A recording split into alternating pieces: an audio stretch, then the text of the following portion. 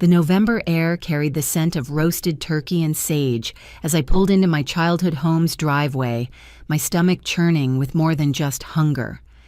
Something felt different this Thanksgiving, a strange electricity in the air that made my skin prickle with unease.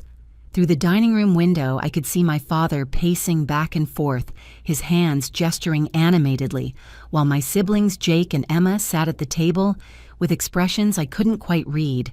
As I stepped through the front door, the familiar warmth of home embraced me, but their faces told a different story. My father's eyes sparkled with an excitement I hadn't seen in years, while Jake and Emma exchanged glances that looked almost victorious. We gathered around the table, the traditional feast spread before us, when my father stood raising his champagne glass with theatrical flair. "I have an announcement that will change everything," he declared, his voice booming with pride. My brother Jake leaned back in his chair, a smirk playing at his lips, while Emma twisted her napkin, barely containing her glee. "We're selling Morrison Industries, the family business your grandfather built from nothing. And before you ask Belle, you're getting nothing from the sale." The crystal glass in my hand remained steady as I set down my fork, meeting his gaze with perfect calm. The silence that followed my father's announcement lasted only seconds before Jake and Emma burst into celebration, their cheers echoing through the dining room like victory bells. My father, Robert Morrison, stood tall at the head of the table, his 62-year-old frame radiating the authority he'd wielded over Morrison Industries for the past 30 years. His salt and pepper hair caught the light from the chandelier as he began his explanation, each word carefully chosen to justify what they all clearly believed was a righteous decision. "Belle, this wasn't an easy choice," he began, though the satisfaction in his voice suggested otherwise. "Your mother and I have given this considerable thought over the past 2 years. When Everest Holdings approached us 6 months ago with an offer of $50 million, we knew we had to consider what was best for the family's future." My mother, Linda, nodded beside him, her perfectly manicured hands folded in her lap. At 58, she still maintained the polished appearance of a successful businessman's wife, her blonde hair styled in the same bob she'd worn for 20 years. "We've consulted with estate lawyers, financial advisors, and most importantly, we've considered who has shown true dedication to Morrison Industries." She added her tone, suggesting she was reciting a rehearsed speech. Jake leaned forward, his 32-year-old face glowing with triumph. As the eldest child and only son, he'd always assumed the business would be his birthright. His brown hair, styled exactly like our father's had been at his age, framed features that radiated entitlement. "The family trust has a specific clause, Belle. It requires active participation in the family business for any heir to claim their portion. You haven't set foot in the Morrison Industries offices for 5 years. Not since you ran off to Stanford for your fancy MBA, Emma chimed in, her voice dripping with resentment. At 28, my younger sister had perfected the art of playing the victim while wielding her words like weapons. Her designer dress and expensive jewelry suggested she'd already been spending based on her expected windfall. While Jake and I were here working 60-hour weeks learning the business from the ground up, you were in California pretending to be too good for us. I remained silent, letting them reveal the full extent of their betrayal. The turkey on my plate grew cold as I listened, each word adding another piece to a puzzle I was beginning to understand with crystal clarity. Robert continued pulling out a manila folder he'd apparently kept hidden beneath his chair. "We've documented everything, Belle. Every family business meeting you missed, every company event you skipped, every opportunity you had to be part of Morrison Industries that you rejected." He spread papers across the table like evidence in a trial. "Jake has been keeping meticulous records." My brother's smirk widened as he produced his own set of documents. 3 years of absence from the annual shareholders' meetings, 4 years of missed company holiday parties, 5 years since you last reviewed a single financial report or participated in any strategic planning session. He tapped each paper with his finger, a prosecutor presenting his case. "I've had Marcus draw up the legal framework. It's airtight. Marcus Chen, our cousin and the family's lawyer, shifted uncomfortably in his seat at the far end of the table. His presence at what should have been an intimate family gathering suddenly made sense. At 35, he'd built his practice on the Morrison family's legal needs, and clearly he'd chosen his side in this battle. "The documentation is comprehensive," he confirmed, adjusting his glasses nervously. "The trust's language is clear, and the precedent supports the family's decision. We've been planning this for 2 years." Linda revealed her mask of motherly concern, slipping to show the calculation beneath. "Ever since you turned down the position of operations manager to pursue your own interests. We knew then that you'd chosen your path, and it wasn't with the family." Emma pulled out her phone, scrolling through what appeared to be a carefully organized photo album. "I've been documenting too," she said proudly. "Every family business discussion you weren't part of, every decision made without your input. Did you know the company's value has increased by 40% in the last 2 years? That's all happened without you, Belle. Jake implemented new manufacturing processes. I revolutionized our marketing approach, and you were nowhere to be found." The irony of her claims would have been amusing if the betrayal wasn't so profound. I watched as she showed photos of company meetings, family strategy sessions, and celebration dinners, all carefully curated to show my absence while highlighting their presence. What she didn't show, what none of them acknowledged, was the context behind my absence, or the real reason Morrison Industries had survived long enough to receive a $50 million offer. "The buyer specifically requested a clean transition." Robert continued, his chest puffing with pride. "Everest Holdings wants Morrison Industries, but they want it without complications. They were very clear that all family members currently active in the business would be retained as consultants for the transition period. That means Jake and Emma will each receive $2 million in consulting fees on top of their share of the sale price. While you," Jake interrupted, unable to contain his glee, "will receive exactly what you've contributed to this company in the last 5 years. Nothing."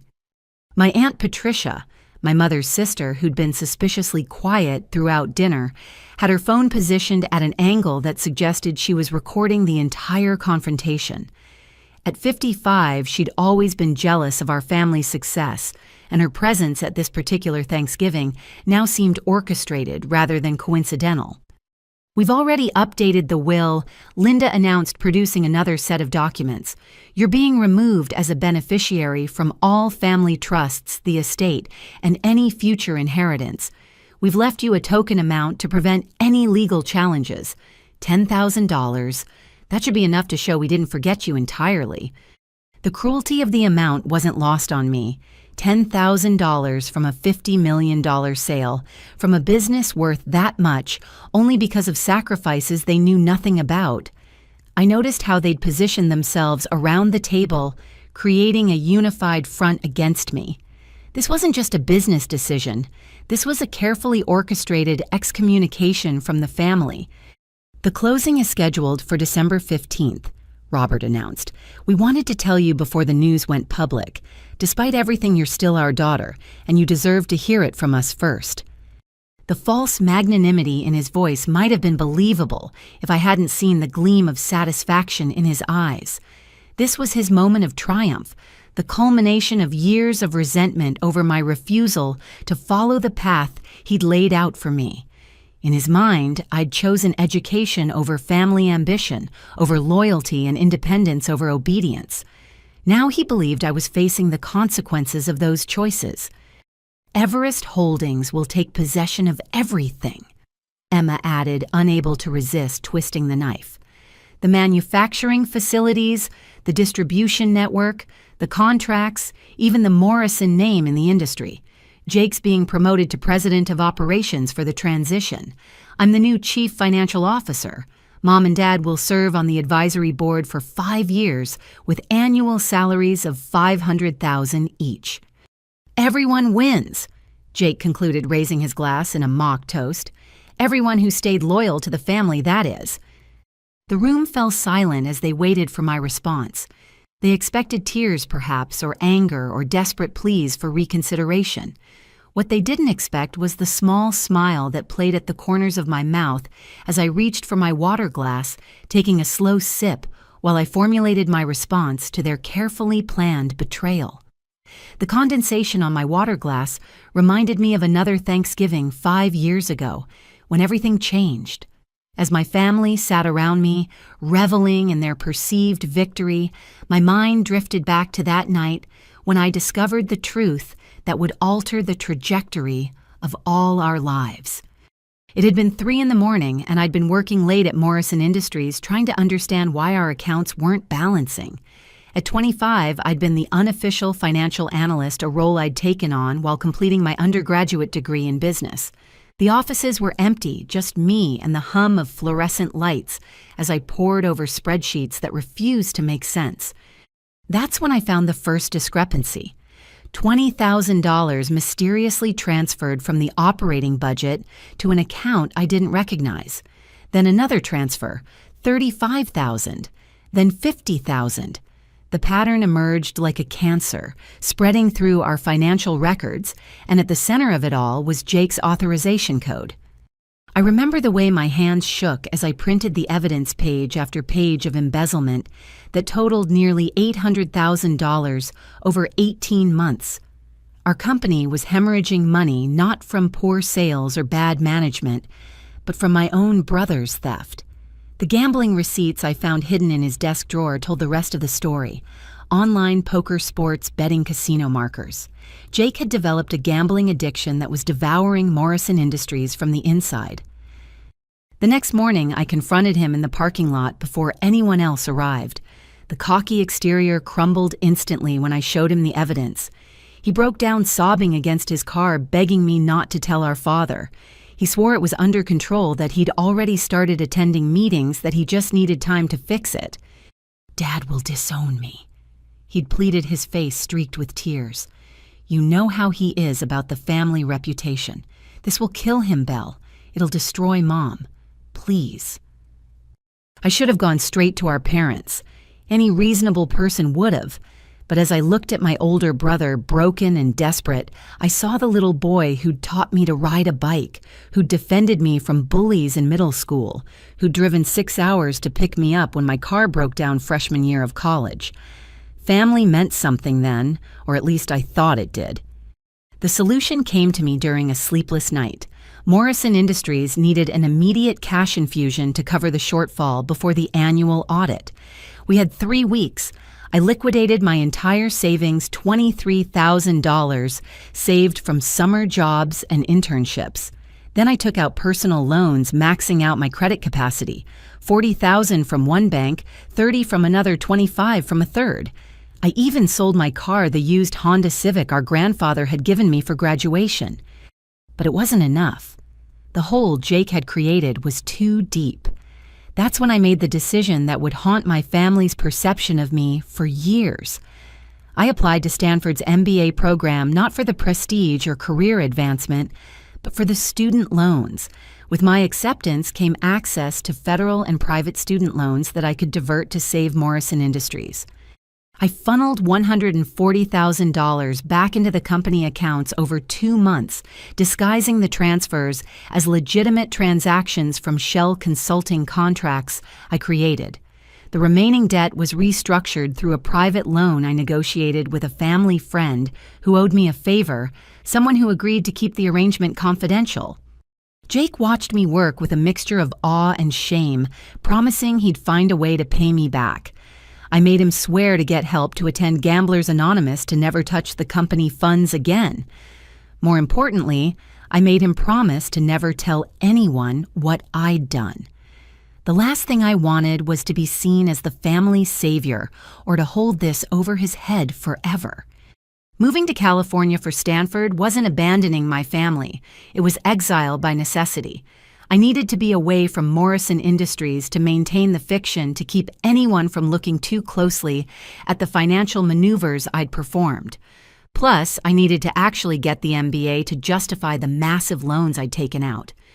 Those 2 years at Stanford were the hardest of my life. While my classmates networked over expensive dinners and weekend trips to Napa Valley, I worked 3 jobs just to eat.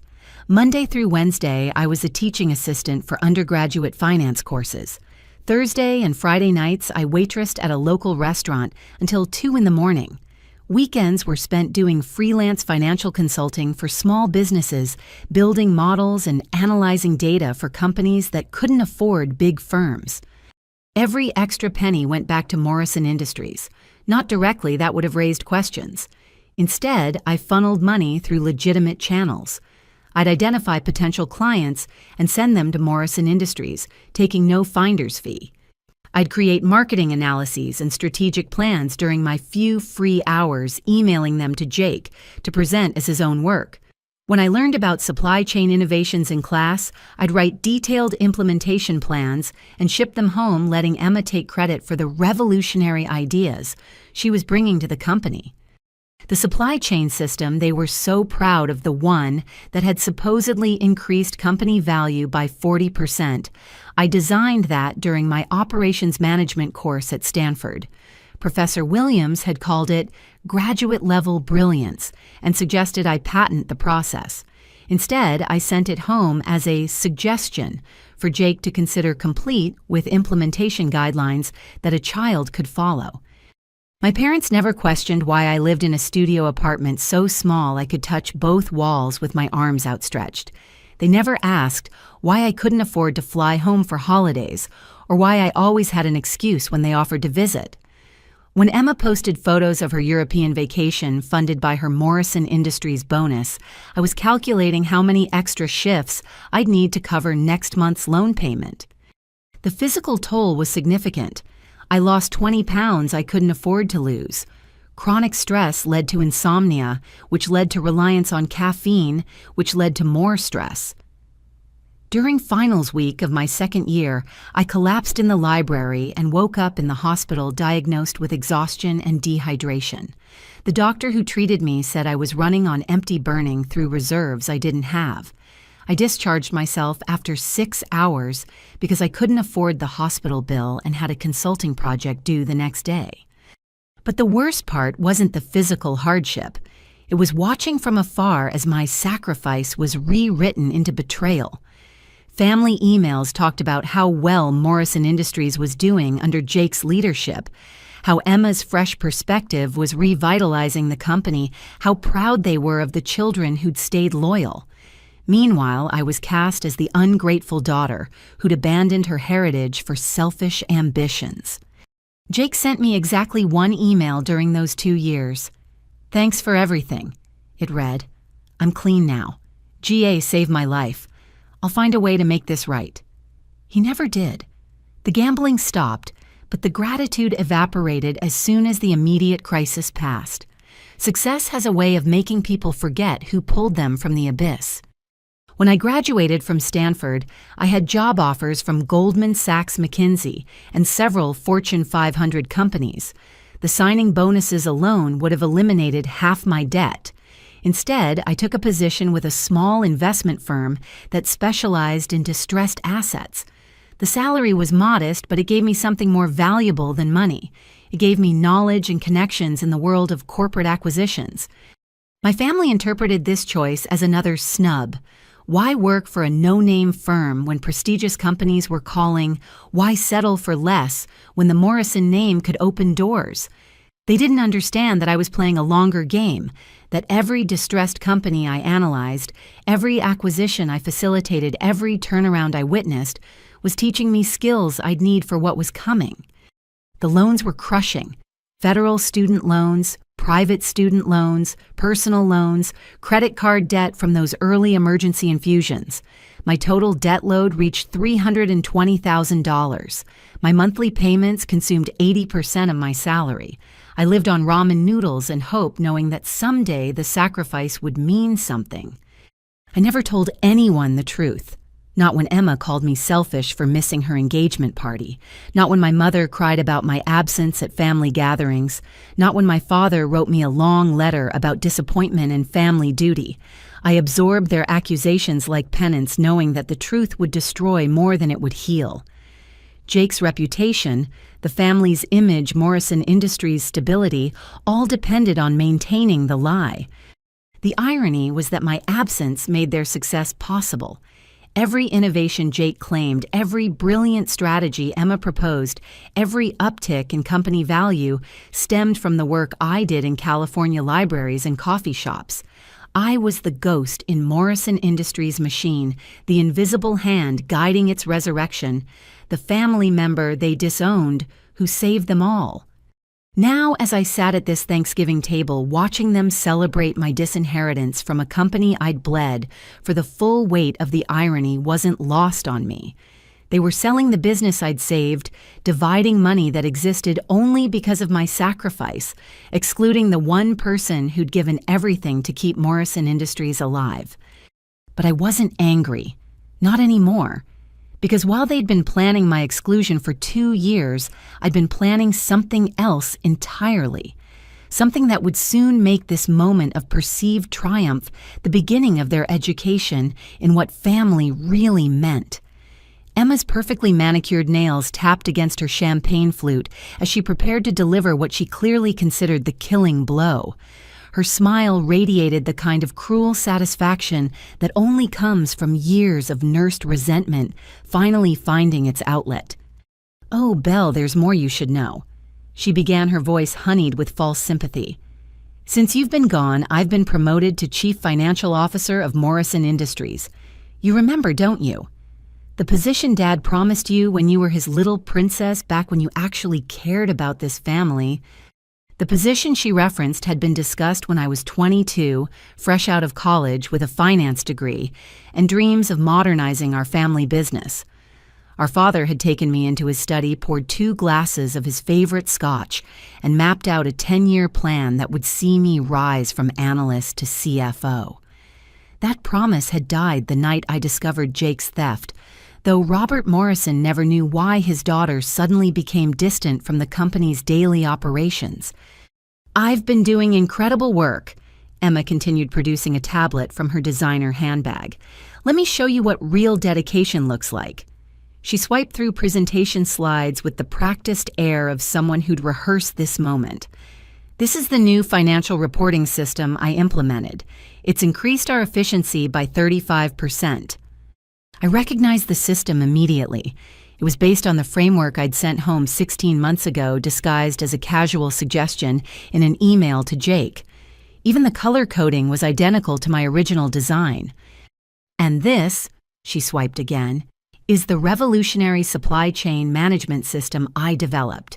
We've cut costs by 22% while improving delivery times. Forbes is doing a feature on it next month. They're calling me one of the 30 under 30 innovators in manufacturing." Each slide was a dagger of familiarity. The supply chain system had been my final project at Stanford, a comprehensive reimagining of Morrison Industries' entire distribution network. I'd spent 3 months perfecting every detail from vendor relationships to inventory management protocols. Seeing it presented as Emma's brainchild while she basked in recognition felt like watching someone steal your child and claim it as their own. "The board of directors has been so impressed," Robert added, his pride in Emma. "Evident. She's brought fresh perspectives we desperately needed. Real innovation, not theoretical classroom nonsense." The dig at my education was intentional, but I maintained my composure watching as they continued to unveil the scope of their deception. Linda produced a leather-bound folder from beside her chair. "We wanted to be completely transparent with you, Belle. This is the new will." She slid it across the table with the solemnity of a judge passing sentence. "Marcus has reviewed every line. It's been notarized and filed with the court." I picked up the document, scanning through legalese that systematically erased my existence from the Morrison family legacy. Every asset, every heirloom, every piece of property had been redistributed among Jake, Emma, and various cousins who'd shown appropriate loyalty.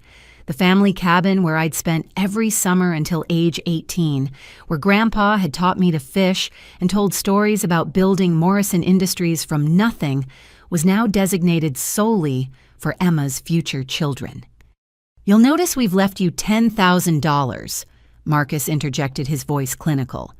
"That's specifically to avoid any claims of complete disinheritance. Legal precedent suggests token bequests prevent successful challenges to estate distribution. How thoughtful, I murmured, continuing to read. Page after page detailed my exclusion with surgical precision. The Morrison Family Trust, established by my grandfather to ensure his descendants would always have security, had been amended with a participation clause that retroactively disqualified me. The timestamp showed it had been modified just 6 months ago, meaning they'd been planning this while still sending me birthday cards signed Love, Mom, and Dad. There's something else, Jake said, unable to contain his excitement. Everest Holdings had very specific requirements for the acquisition. They wanted assurance that all intellectual property, including any innovations developed by family members during their association with Morrison Industries, would transfer cleanly to them. He produced another document. This is interesting, Belle. According to our lawyers, any ideas or systems you might have contributed during your time with the company, however minimal, belong to Morrison Industries. So even if you had some fantasy about claiming credit for anything you legally can't. That's assuming I contributed anything worth claiming, I responded mildly, watching confusion flicker across his face at my calm reaction. Patricia, still recording everything on her phone, decided to contribute. I think this is wonderful, she announced. It's about time this family rewarded loyalty over ambition. Some people need to learn that you can't abandon your roots and expect to harvest the fruit. Her metaphor was mixed, but her meaning was clear. Patricia had always resented our family's success, spending years making snide comments about privilege and luck, while simultaneously angling for loans she never repaid. Her presence at this particular Thanksgiving made perfect sense now. She was here to witness and record my humiliation, probably planning to share the video with her social circle, as evidence that the mighty Morrison family wasn't so perfect after all. The buyer was very specific about another requirement, Robert continued. They want assurance that you'll have no future involvement with Morrison Industries or any of its subsidiaries. They've asked for a signed statement from you, acknowledging the sale and agreeing to have no claims on the company going forward. Emma slid another document across the table. We'll need your signature before you leave tonight. Marcus will notarize it and Patricia can serve as witness. Clean and simple. The document was a masterpiece of legal manipulation. Not only would I be signing away any claim to Morrison Industries, but I'd also be acknowledging that I'd made no significant contributions to the company and had no intellectual property rights to any systems or processes currently in use. It was designed to be humiliating, forcing me to officially admit my irrelevance to the company's success. Everest Holdings sounds like a thorough buyer. I observed, setting the document aside unsigned. Tell me, how did they find Morrison Industries? We're not exactly a high-profile acquisition target. They have excellent research capabilities, Robert replied proudly. Their representative said they'd been tracking our growth for 2 years. They were particularly impressed by the innovations Jake and Emma brought to the company. Apparently, we fit perfectly into their portfolio of family businesses turned modern enterprises. And they specifically requested that I have no involvement. Absolutely, Jake confirmed. They were adamant, said they'd researched all family members and determined that only active participants in the business would add value going forward. They even knew about your MBA, Belle. Said they had no interest in academic theorists who'd abandoned the practical side of business. The precision of Everest Holdings' requirements should have raised red flags for anyone paying attention, but my family was too intoxicated by the $50 million price tag to question why a buyer would be so specifically interested in excluding one family member. The representative was quite charming, Linda added. A lovely woman named Sarah Chen. No relation to Marcus, of course. She said their CEO is a visionary who specializes in transforming traditional businesses for the global market. Did you meet this visionary's CEO? I asked. No need. Robert dismissed. Sarah had full authority to negotiate. She said the CEO prefers to remain hands-off until after acquisitions are complete. Apparently, they're quite private, all very professional. Emma pulled up something on her phone. I researched them extensively. Everest Holdings has an impressive portfolio. They own 12 companies with combined revenues over $300 million. Their website lists dozens of successful acquisitions and turnarounds. It's exactly the kind of buyer we want for Morrison Industries. And they're paying cash, Jake added. Full $50 million, no financing contingencies, no earn-out provisions. Just a clean, simple sale that closes in 3 weeks. The timing is perfect. Linda sighed contentedly. We'll have everything finalized before Christmas. A new year and a new beginning for the Morrison family. Well, for most of the Morrison family. The cruelty was so casual, it might have been breathtaking if I hadn't spent 2 years preparing for exactly this moment. They moved through the betrayal like a well-rehearsed play, each actor hitting their marks with precision. The loving family facade had finally fallen away completely, revealing the calculating strangers beneath. There is one small matter, Marcus said, adjusting his glasses nervously. Belle hasn't signed the acknowledgement yet. We really do need that signature tonight. Of course, I said, picking up the pen they'd thoughtfully provided. But first, I have just a few questions about Everest Holdings. You know how I am about details. I saw the first flicker of uncertainty cross Robert's face. After all, attention to detail had once been something he'd praised in me back when I was still considered a true Morrison. What kind of questions? He asked warily.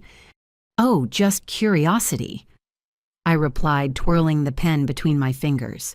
After all, Morrison Industries is being sold for $50 million. Don't you think we should know a little more about who's buying our grandfather's legacy?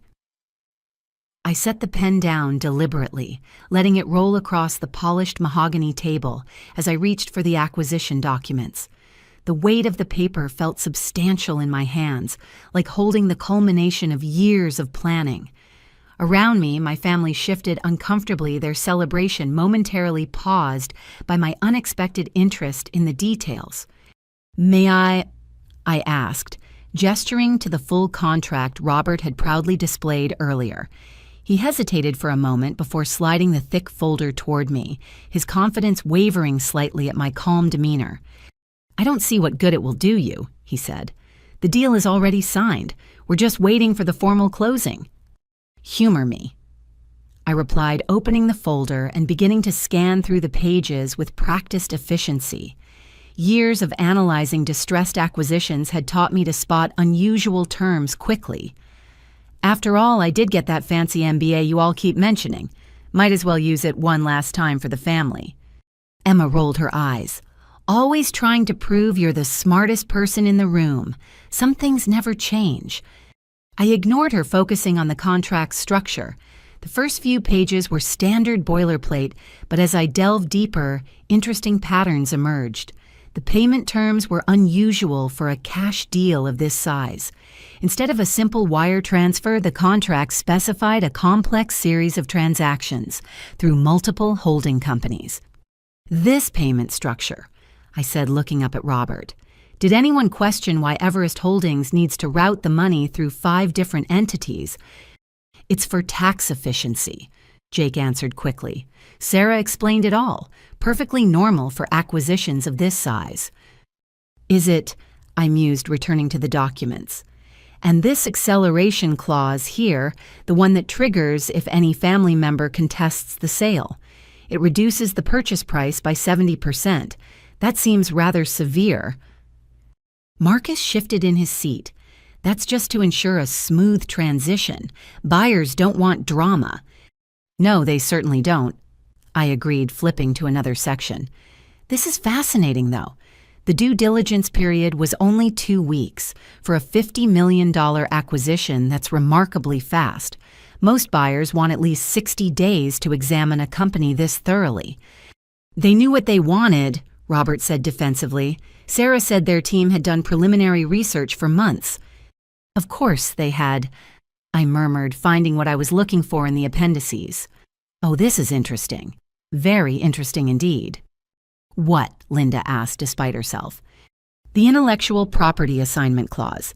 It's retroactive to 10 years ago and includes any innovation systems or processes developed by any Morrison family member, regardless of where or when they were created. I looked up at Emma.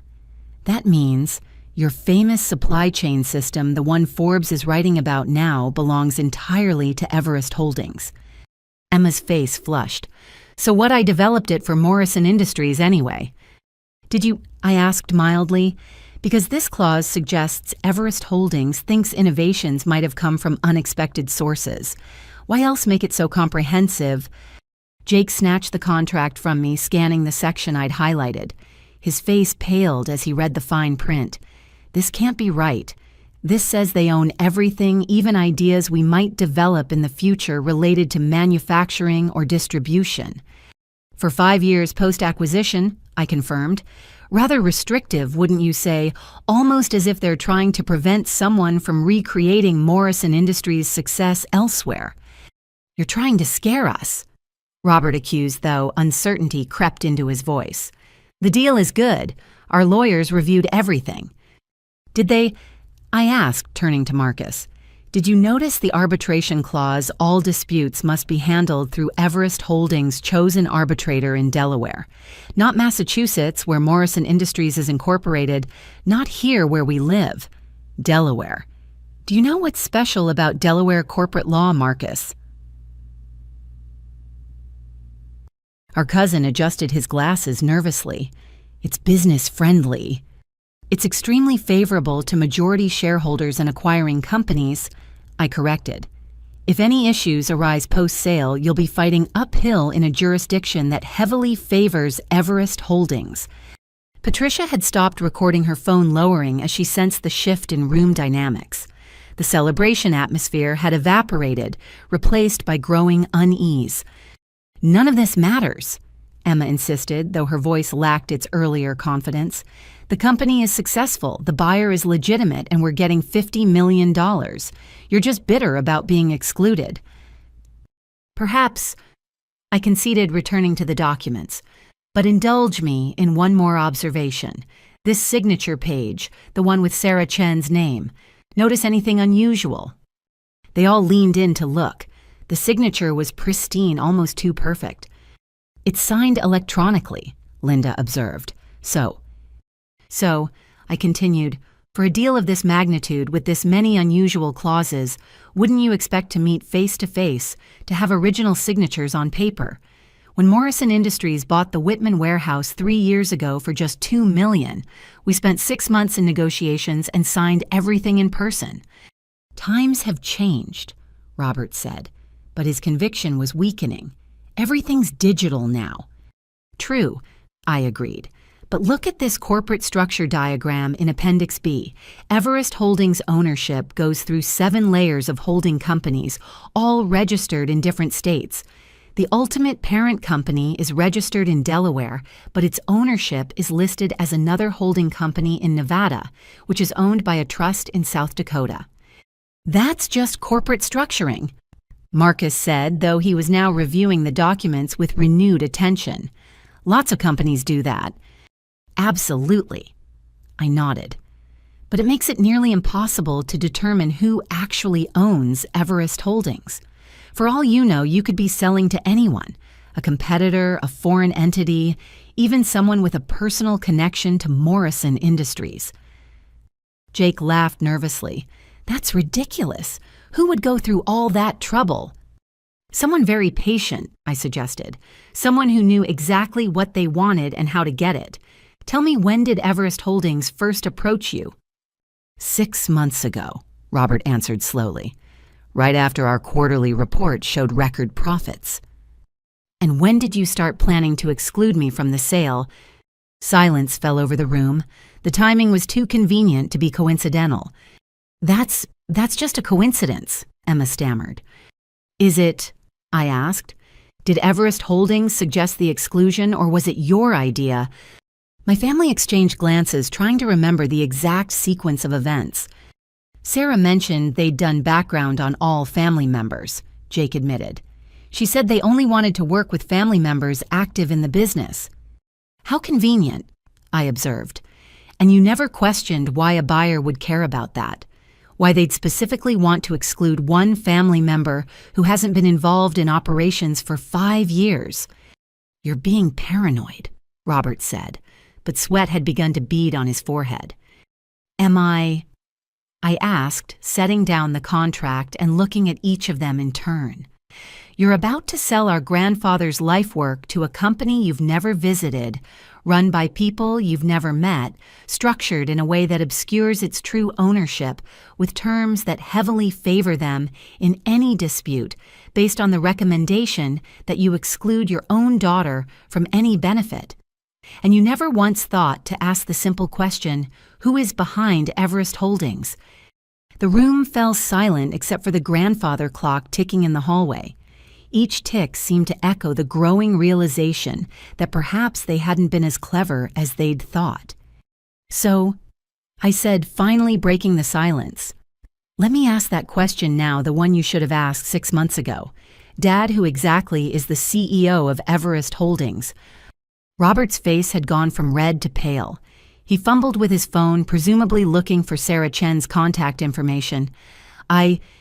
Sarah said it wasn't important, that the CEO preferred to remain anonymous until after the closing." "Anonymous," I repeated. "You're selling a $50 million company to an anonymous buyer who specifically wanted me excluded from the deal, and that didn't raise any red flags." "The money is real," Jake insisted. "We've seen proof of funds." "Oh, I'm sure the money is real," I said, leaning back in my chair. "Everest Holdings is very real, very successful, and very capable of completing this acquisition. The question is, who controls that money?" Emma slammed her hand on the table. "Enough games, Belle. If you know something, just say it." "But where's the fun in that?" I asked, allowing myself a small smile. "You've all spent 2 years planning my exclusion, documenting my absence, building your case against me. The least I can do is return the favor with a little drama of my own." "This isn't a game," Linda said, her voice shaking. "This is our family's future." Yes, I agreed, standing and walking to the window that overlooked the garden where I'd played as a child. "It certainly is."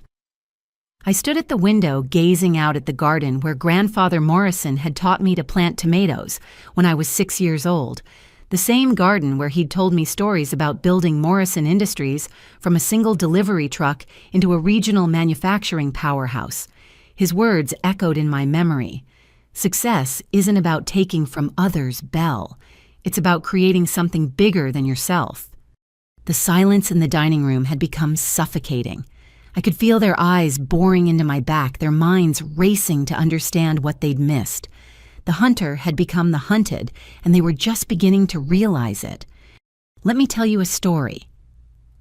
I began, still facing the window, about a young woman who loved her family more than they ever knew. She watched them build their plans, construct their betrayals, convince themselves of their righteousness. She could have fought them, could have revealed truths that would have shattered their delusions. Instead, she chose a different path. I turned to face them, noting how Jake's confident posture had crumbled, how Emma clutched her champagne glass with white knuckles, how my parents seemed to have aged years in minutes. 2 years ago, at Cousin Maria's wedding, Jake had too much to drink. I continued moving slowly around the table. He found me on the terrace and started rambling about the family's plans, how Dad was sick of my California pretensions, how Emma felt I'd abandoned her, how they were going to make sure I understood the cost of choosing education over family. Jake's face went ashen. I don't remember. "You rarely remember your drunk confessions, Jake," I said gently. "Like the time you told me about the gambling or when you admitted that you'd been skimming from the company. Old habits, even when broken, leave scars on the memory." "That's in the past," he said desperately. "I've been clean for 4 years." "Yes, you have," I acknowledged, "and I'm proud of you for that. But that night at Maria's wedding, when you told me about the family's plan to cut me out of Morrison Industries, you gave me something invaluable. You gave me time." I reached into my jacket pocket and pulled out a business card, setting it on the table. The elegant black card bore a simple inscription, "Everest Holdings, LLC," Belle Morrison, Chief Executive Officer. The silence that followed was complete. Even the grandfather clock seemed to pause its ticking in deference to the moment.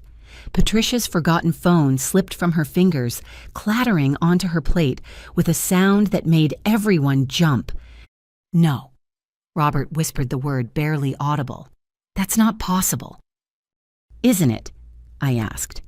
18 months ago, I incorporated Everest Holdings in Delaware. I chose the name because grandfather always said reaching the top of the business world was like climbing Everest. You need preparation, patience, and the willingness to take paths others won't consider. Emma stood abruptly, her chair scraping against the floor. "You're lying. Everest Holdings has a portfolio worth hundreds of millions. You're a mid-level analyst at a nothing firm." I corrected. "I was a mid-level analyst at Meridian Capital. What you didn't know was that Meridian specialized in distressed acquisitions. My boss, David Chen, no relation to Marcus, taught me everything about building an acquisition portfolio. He also became my first investor when I showed him my business plan." "This is impossible," Linda said, shaking her head in denial. "We researched Everest Holdings, the website, the portfolio companies, the financial statements. All real," I confirmed. "Every company, every acquisition, every dollar. Would you like to know how a 29-year-old woman built a $300 million portfolio in 18 months? Without waiting for an answer, I pulled out my phone and cast the screen to the smart TV in the corner of the dining room. A presentation appeared, one I'd prepared months ago for this moment. "Let's start with Providence Manufacturing," I said, clicking to the first slide. "A family-owned business in Rhode Island drowning in debt because the founder's son had a cocaine problem. Sound familiar? I bought it for $2 million in assumed debt, implemented the supply chain system I'd originally designed for Morrison Industries, and turned it profitable in 6 months. Current value, $15 million. Click. Next slide. Hartwell Logistics. The owner's daughters were fighting over succession while the company bled money. I negotiated a buyout for $3 million, restructured their operations using techniques I learned fixing Jake's messes, and sold 40% to a strategic partner for $12 million. I still own the controlling stake." Click, click, click. Each slide revealed another acquisition, another turnaround, another success, built on the lessons I'd learned, saving Morrison Industries. The pattern was clear. I specialized in family businesses torn apart by internal conflict companies that could be saved if someone cared enough to look past the drama to the potential beneath. 12 companies in 18 months, I summarized. Each one saved from the brink of collapse. Each one transformed using systems and strategies I developed while you thought I was selfishly pursuing my education. Combined annual revenue, $320 million. Combined profit margin, 18%. Available capital for acquisitions, $70 million. $70 million, Jake repeated faintly. "But you offered 50. "Because that's what Morrison Industries is actually worth," I said, clicking to a new slide showing a detailed financial analysis. "Without the intellectual property you've been claiming as your own, without the relationships I've been maintaining behind the scenes, without the strategic vision that came from my theoretical classroom nonsense, Morrison Industries is a regional manufacturer with aging equipment and declining market share." Marcus had been furiously checking his phone, presumably verifying my claims. His face grew paler with each search result. "It's all true," he said quietly. "Every company, every acquisition. Belle Morrison is listed as CEO of Everest Holdings. The Delaware filing is public record." "But Sarah Chen," Robert started. "Is my assistant," I finished. "A brilliant woman who's been invaluable in executing this plan. When she approached you 6 months ago, she was following a script we'd rehearsed dozens of times. Every meeting, every negotiation, every suggestion to exclude me was carefully orchestrated." "You manipulated us," Emma accused, tears starting to form in her eyes. "You set us up." "Did I asked. I offered to buy Morrison Industries for a fair price. You chose to exclude me from the deal. I simply didn't correct your assumption about who was behind the offer. If you'd done proper due diligence, if you'd asked to meet the CEO, if you'd questioned why a buyer would care about excluding one family member, you would have discovered the truth. But you were too blinded by greed and the chance to punish me to ask basic questions. I clicked to the final slide showing a photo of all of us at Grandfather's funeral 5 years ago. We stood together by his grave, united in grief, still a family in more than just name. Grandfather left me a letter. I revealed. He knew about Jake's gambling before I did. He knew about Emma's insecurity and need for validation. He knew about Mom and Dad's tendency to favor appearances over substance. And he knew that someday the family would tear itself apart over money. I pulled out a worn envelope from my jacket, Grandfather's handwriting still visible on the yellowed paper. He asked me to save Morrison Industries not from financial ruin, but from the family's own worst instincts. He said the company would survive bad markets and tough competition, but it might not survive the Morrisons themselves. So all of this, Linda gestured helplessly around the room, was what some elaborate test? No, I said firmly. This was a rescue mission. If I'd fought you openly 2 years ago when Jake revealed your plans, what would have happened? Lawyers, lawsuits, public embarrassment. The family would have shattered and Morrison Industries would have been collateral damage. Instead, I chose to build something that could save both the company and the family, even if you couldn't see it yet. Patricia had found her phone and was staring at it in shock. This is all being live-streamed, she said faintly. I accidentally hit the button when I dropped my phone. Hundreds of people are watching. I glanced at the screen, seeing the viewer count climbing. How appropriate, I said calmly. The family that planned to document my humiliation is instead broadcasting their own education in humility. Turn it off, Robert commanded, but Patricia's hands were shaking too badly to manage the phone. Let them watch, I said. Let them see what happens when families let greed override love, when parents choose favorites, when siblings treat inheritance like a zero-sum game. But more importantly, let them see that redemption is possible even in the darkest moments of betrayal. I returned to my seat, facing my family across the table that had hosted countless Thanksgiving dinners, birthday celebrations, and family meetings. The same table where Grandfather had taught us card games and told stories about the Depression, about building something from nothing with just determination and integrity. So yes, Dad, you're right. Everest Holdings is paying $50 million for Morrison Industries. What you didn't know is that Everest Holdings is me. The contracts you signed, the terms you celebrated, the exclusion you orchestrated, all led to this moment. You successfully excluded me from a deal where I was the buyer. Congratulations on negotiating against yourselves. Jake buried his face in his hands. Emma's tears were flowing freely now. My parents sat frozen, unable to process the complete reversal of their carefully laid plans. The question now, I said softly, is what happens next? The contracts are binding. The sale will proceed. Morrison Industries will become part of Everest Holdings. But what happens to the Morrison family that's still to be determined? The grandfather clock chimed 8 times, marking the hour and the end of one chapter of the Morrison family story. What came next would depend on whether they could find the humility to admit their mistakes and the courage to accept the hand extended by the daughter they'd tried to destroy. The livestream viewer count had reached 3,000 and climbing. Patricia's hands trembled as she finally managed to turn off the broadcast, but the damage was done. The Morrison family's private drama had become public entertainment, and there was no taking it back. I pulled out my laptop from the bag I'd placed discreetly by my chair when I'd arrived. The familiar startup sound seemed to echo in the silent room as I connected it to the dining room's smart TV. My family watched with a mixture of disbelief and growing horror as I navigated to the Everest Holdings corporate portal. Let me show you something, I said, my fingers flying across the keyboard. This is the real Everest Holdings, not the public website Emma found, but the internal dashboard that shows our complete portfolio. The screen filled with a comprehensive display of financial data, company profiles, and performance metrics. Each subsidiary was listed with real-time revenue figures, profit margins, and growth trajectories. The numbers were staggering even to me, seeing them all consolidated in one place.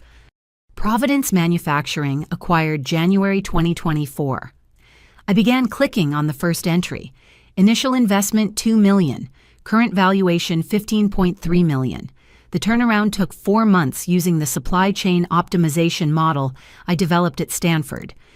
I clicked through to show the transformation timeline complete with before and after photos of the facility productivity charts and employee testimonials. The workers' faces beamed with pride at their revitalized workplace. Hartwell Logistics, February 2024. The founding family was destroying the company with their succession battle. I spent 3 weeks mediating their dispute before proposing a buyout. Initial investment $3 million. Current valuation $19.7 million. Emma's mascara had created dark streams down her cheeks, but she leaned forward studying the screen with professional interest despite her emotional state. "These margins are impossible," she whispered. "No one achieves 22% in logistics." "They're not impossible when you eliminate family dysfunction and implement efficient systems." I responded, clicking to the next acquisition, Brennan Steel Works, April 2024. The owner's gambling addiction had driven them to the edge of bankruptcy. "Sound familiar, Jake?" My brother flinched as I showed the details of Brennan's transformation. The parallels to Morrison Industries were unmistakable, right down to the embezzlement patterns I'd discovered and quietly resolved. Each acquisition followed a pattern. I explained opening a master spreadsheet that tracked common factors across all 12 companies. Family-owned businesses with strong fundamentals undermined by internal conflict, gambling addictions, succession disputes, sibling rivalries, parental favoritism. Every dysfunction that was destroying Morrison Industries existed in these companies. "You built a business model on family misery," Linda asked, her voice hollow. "I built a business model on family redemption," I corrected. "Every one of these companies still has family members involved, but now they work under professional governance structures that prevent the kind of self-destruction you attempted here. I didn't destroy these families. I saved them from themselves." Marcus had pulled out his own laptop and was frantically researching. The California Secretary of State shows Bell Morrison as CEO of Everest Holdings. Delaware corporate records confirm. The acquisitions are all documented. This is all legal and legitimate. "Of course it's legitimate," I said, switching to a new screen showing my investor list. My initial capital came from 3 sources. First, a personal loan from David Chen at Meridian Capital, who believed in my vision. Second, a line of credit secured by my consulting work. And third, I paused, meeting Jake's eyes. "The money you've been quietly paying back over the past 3 years. "What?" Robert's head snapped toward Jake. "What money?" Jake's face crumbled completely. Bell saved the company 5 years ago, when He couldn't finish the sentence. "When you embezzled $800,000 to feed your gambling addiction," I completed. "I covered it with personal loans and my student loan money. You've been paying me back in installments, thinking it was going into my personal account. Instead, I used every payment as seed capital for Everest Holdings. Your redemption money helped build the company that's now buying Morrison Industries." "$800,000!" Robert repeated, his voice rising. "You stole $800,000! "And Bell saved us," Jake said, finally finding his voice. "She saved the company, saved me from prison, saved our reputation. She gave up everything to protect us, and we tried to destroy her for it." Emma looked between Jake and me, understanding dawning on her face. "The supply chain system, the financial reforms, the strategic plans that turned the company around, they were all yours. Every one." I confirmed, showing a folder labeled Morrison Industries Innovations on my laptop. Documented, dated, and filed with my intellectual property attorney 18 months ago. I knew you'd try to claim credit, Emma. I've watched you do it for 2 years, but I needed you to believe you were succeeding on your own merit. It was the only way to keep you all focused on the business while I built Everest Holdings. Robert stood abruptly, his chair tipping backward. This is corporate espionage. You've been sabotaging us, manipulating us. Sabotaging. I laughed, but there was no humor in it. Dad, I've been protecting Morrison Industries from your worst decisions for 5 years.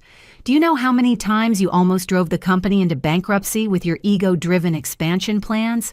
Do you know how many bad deals I killed by having David Chen make competitive offers that forced you to reconsider?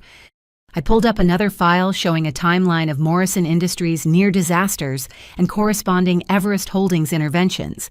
Each entry detailed a crisis, averted a bad decision, prevented a catastrophe avoided through careful manipulation of circumstances. March 2024. You wanted to acquire Pemberton Packaging for $15 million. I read from the list. It would have destroyed our cash flow and saddled us with outdated equipment. Everest Holdings made a competing offer that revealed Pemberton's hidden liabilities. You walked away congratulating yourself on your due diligence. June 2024.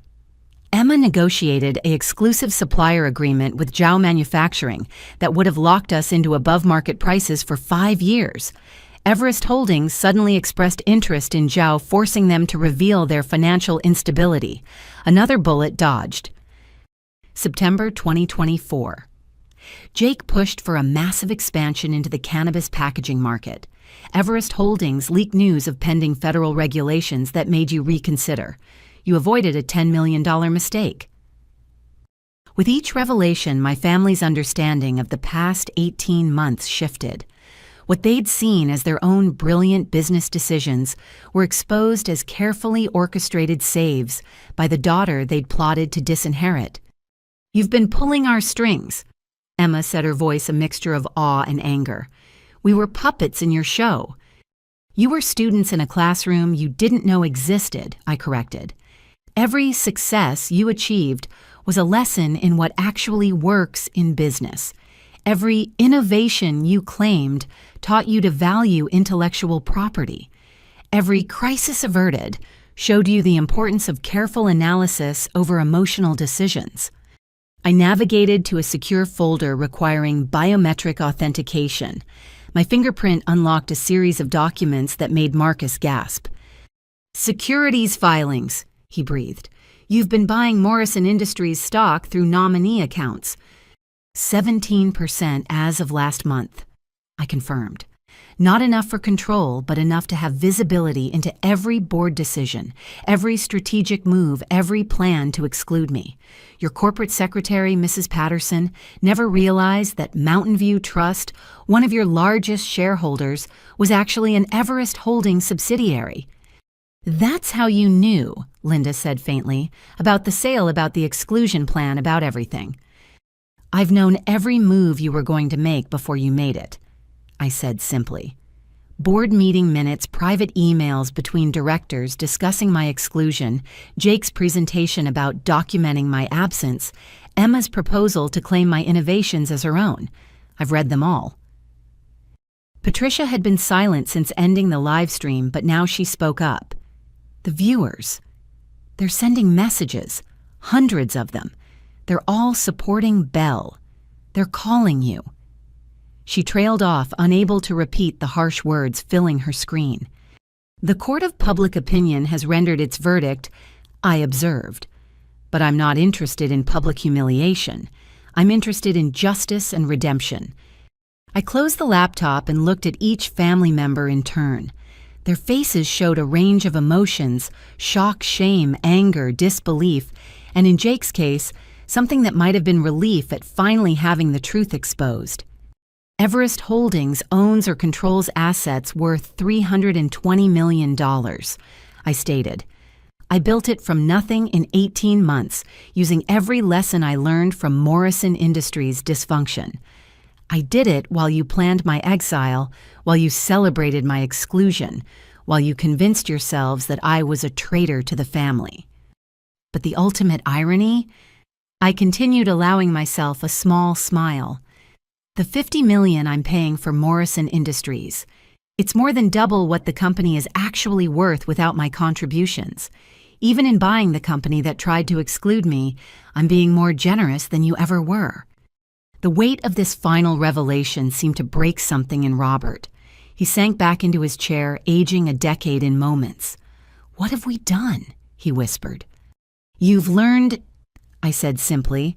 "The question now is whether you've learned enough to salvage what's left of our family." Robert's hands shook as he reached for his phone, scrolling through his contacts with desperate urgency. The confident patriarch who'd started the evening had vanished, replaced by a man watching his carefully constructed reality crumble. He found the number he was looking for and pressed call, putting it on speaker, without asking anyone's permission.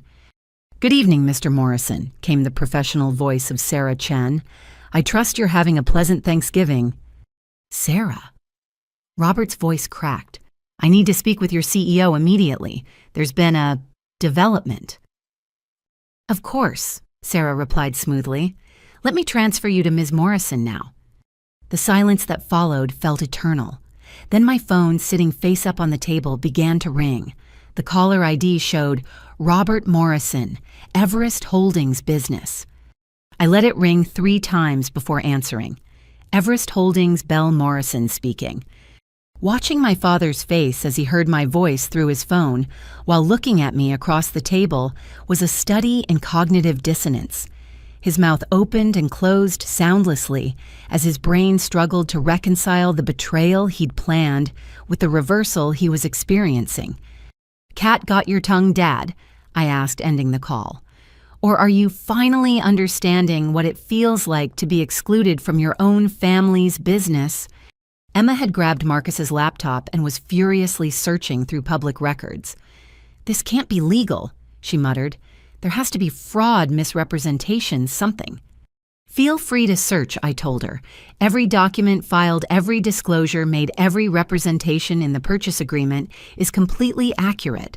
Everest Holdings is a legitimate company with a successful acquisition history. We never claimed to be strangers to Morrison Industries. You simply never asked." Marcus cleared his throat nervously. "Actually, I'm obligated to point out that the purchase agreement has some very specific clauses about fraud and bad faith dealings. Section 17.3, if I recall correctly." I smiled at my cousin. "Excellent memory, Marcus. Would you care to read that section aloud for the family?" He fumbled with the contract, finding the relevant page. His voice was unsteady as he read, "In the event that either party is found to have engaged in fraudulent representation or bad faith negotiations, including but not limited to the deliberate exclusion of rightful stakeholders or the misappropriation of intellectual property, the purchase price shall be subject to automatic adjustment based on independent valuation minus documented damages." Fascinating clause, I observed. I wonder why Sarah insisted on including it. Oh wait, I know exactly why. Because I wrote it. Jake had been doing calculations on his phone, his face growing paler with each figure. If Bell's innovations are removed from the company valuation, if the supply chain system, the financial reforms, the strategic positioning are all considered her intellectual property, Morrison Industries is worth approximately $4.8 million. I finished for him. But that's before we account for the hidden debts you've been accumulating again, Jake. What? Robert's attention snapped to his son. "You said you were clean." "I am," Jake protested. "I've been in recovery for 4 years. I haven't gambled." "No, you haven't gambled," I agreed, pulling up bank records on my laptop. "But you have been taking advances against your expected inheritance. $300,000 for your house renovation, $150,000 for your boat, $75,000 for Emma's failed boutique that she never told you about." "You knew about the boutique?" Emma gasped. "I know about everything," I said simply. including the fact that you've been using Morrison Industries credit lines to float your personal expenses, hiding them in marketing budgets and expense accounts. Current total approximately $600,000 in unauthorized expenditures. Marcus was adding figures rapidly. Combined with Jake's advances and the company's existing debt load that puts Morrison Industries at nearly $6 million in undisclosed liabilities. Which means, I said, watching their faces as understanding dawned. Under the terms of the agreement you signed, you would actually owe Everest Holdings $1.2 million to complete the sale at the adjusted valuation. This is extortion, Linda said weakly. This is mathematics, I corrected, and consequences. You tried to steal my birthright claim credit for my work and exile me from the family business. Instead, you've signed a contract that exposes every financial impropriety you've committed. Patricia's phone buzzed with incoming messages. She glanced at it and paled. The live stream? Someone screen recorded it. It's being shared on social media. The business community is watching. Everyone knows. Robert grabbed the phone from her, seeing his professional reputation dissolve in real time. Comments poured in from business associates, competitors, and community members who'd respected the Morrison family name. The words fraud, disgrace, and shameful appeared repeatedly. Make it stop, he pleaded, looking at me with desperation. You've made your point. We were wrong. Just make it stop. I can't stop the truth, I said, but I can offer you a path forward. I returned to my laptop, pulling up a new set of documents. Fortunately for you, I've prepared an alternative to complete financial destruction. Call it my Thanksgiving gift to the family that tried to destroy me. Emma laughed bitterly. Your gift? Haven't you humiliated us enough? Humiliation wasn't my goal, I said firmly. Education was. And if you've learned the lessons, then maybe we can salvage something from this disaster. I turned to Jake first. Your gambling addiction stems from a need to prove yourself to be the big winner Dad always expected you to be. But you've been in recovery for 4 years, and that takes more strength than any business deal. I've seen your gamblers' anonymous attendance records, every week without fail, even when traveling for business. Jake's eyes widened. How did you... Your sponsor, Mike Brennan, is the brother of Thomas Brennan, whose steel company I saved from a similar situation. He told me how dedicated you've been to recovery, how you've sponsored 3 other people yourself. That's the Jake who deserves to be part of Morrison Industries' future. I turned to Emma next.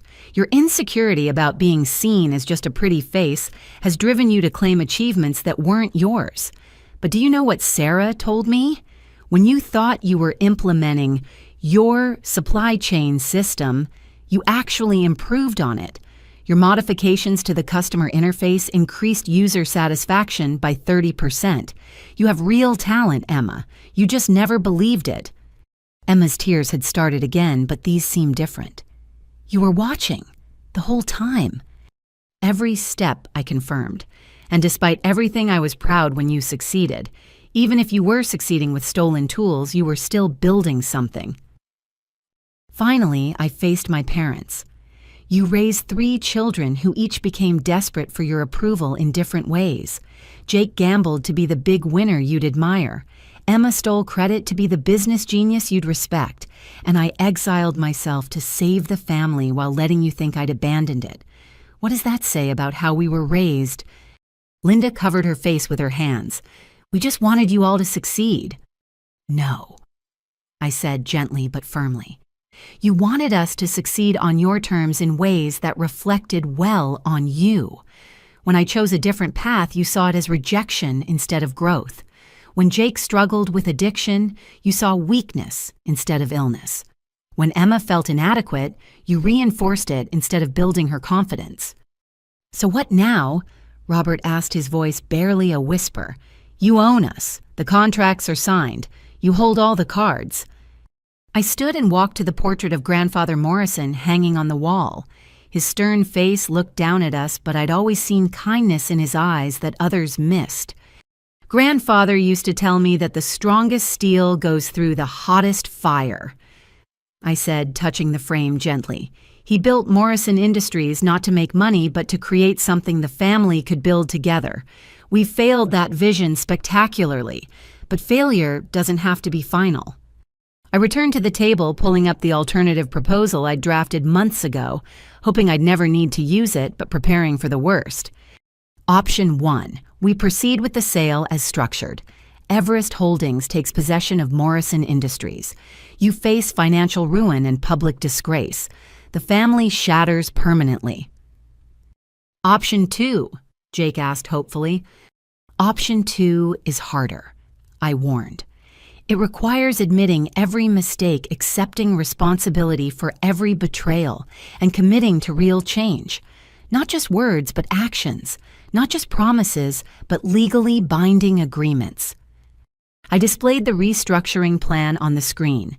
It was comprehensive, covering everything from corporate governance to family therapy requirements. Morrison Industries becomes a subsidiary of Everest Holdings, but remains operationally independent. The family stays involved, but under professional oversight. Jake continues as operations manager, but reports to an independent board and continues his recovery program. Emma becomes marketing director, her actual title matching her actual skills, while taking night classes in business administration. And us? Linda asked quietly. You and Dad step back to advisory roles. You'll have income and influence, but not control. Most importantly, you'll be required to attend family counseling sessions with a therapist who specializes in family business dynamics. Dr. Elizabeth Sterling, who's worked with 8 of my portfolio companies to heal similar fractures. That's humiliating, Robert protested. That's healing, I corrected. And it's not negotiable. Every Everest Holdings acquisition includes mental health support as part of the transition. Healthy families build healthy businesses. Marcus raised his hand tentatively. What about the legal implications, the contracts that have already been signed? I've had my legal team prepare amendments, I said, showing a new set of documents.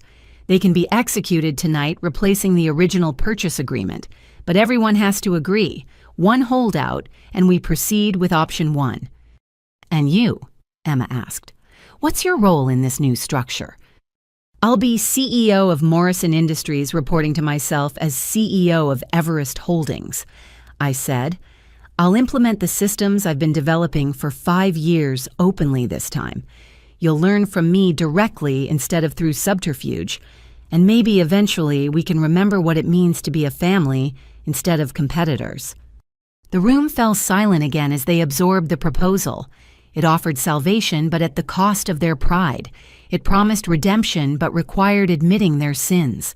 It gave them a future, but one where they no longer controlled their destiny. There's one more thing, I added, pulling out a final document. This is a forensic audit I commissioned 6 months ago.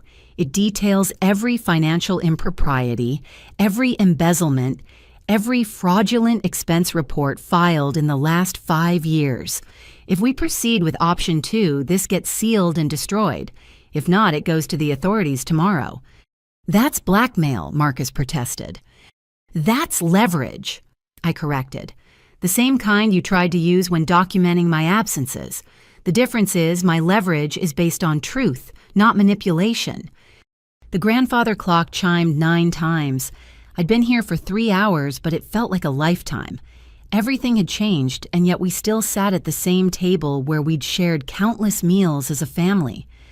You have 1 hour to decide, I announced, gathering my documents. I'll be in grandfather's study. You can discuss among yourselves, call lawyers, check my claims, whatever you need to do. But at 10 o'clock, I need an answer. Option 1 or option 2, destruction or redemption. Your choice. I stood to leave, but Jake's voice stopped me. Belle, why option 2? After everything we've done, why offer us any mercy at all? I looked at him then, at each of them, seeing not the people who'd betrayed me, but the family I'd once loved, and despite everything still did. Because grandfather believed in second chances, I said simply, and because I refuse to let his legacy die with your greed. Morrison Industries will survive either way. The question is whether the Morrison family will survive with it. I left them in the dining room and walked down the hallway to grandfather's study, each step echoing with memories. The door creaked as it always had, and the familiar scent of leather-bound books and pipe tobacco enveloped me, though grandfather had been gone for 5 years. I'd spent countless hours in this room as a child, watching him work, learning the rhythms of business from a man who understood that true success was measured in more than dollars. Behind me, I could hear raised voices beginning to filter through the walls. The family meeting had begun in earnest, and from the sound of it, opinions were deeply divided. I settled into grandfather's chair, running my fingers along the worn armrests where his hands had rested for decades, and waited. Through the door, Jake's voice rose above the others. "She's right about everything. We tried to steal from her, and she's offering to save us anyway." "She's manipulating us," Emma countered, her voice shrill with panic. "This whole thing is a power play. She wants to humiliate us into submission." "We humiliated ourselves," Jake shot back. Belle just held up a mirror. I pulled out my phone and texted Sarah Chen, "Stage 1 complete. Prepare the transition team for either scenario." Her response was immediate. "Legal standing by. Dr. Sterling has cleared her schedule for emergency family intervention if needed.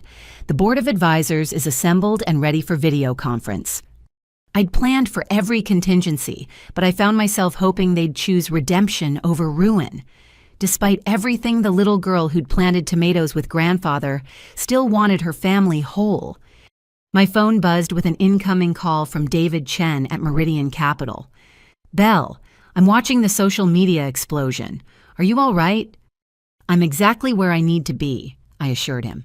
"Thank you for believing in me when this was just a wild idea from a desperate analyst." "You've exceeded every projection," David said. "But I know this isn't about the money for you. Your family is currently deciding whether to accept salvation or choose destruction. I've given them 1 hour. And if they choose poorly..." I looked at grandfather's portrait on the study wall, a smaller version of the one in the dining room. "Then Morrison Industries becomes just another Everest Holdings subsidiary, and I build my family in the companies I save instead of the one I was born into." After ending the call, I opened my laptop to review the transition plans one more time.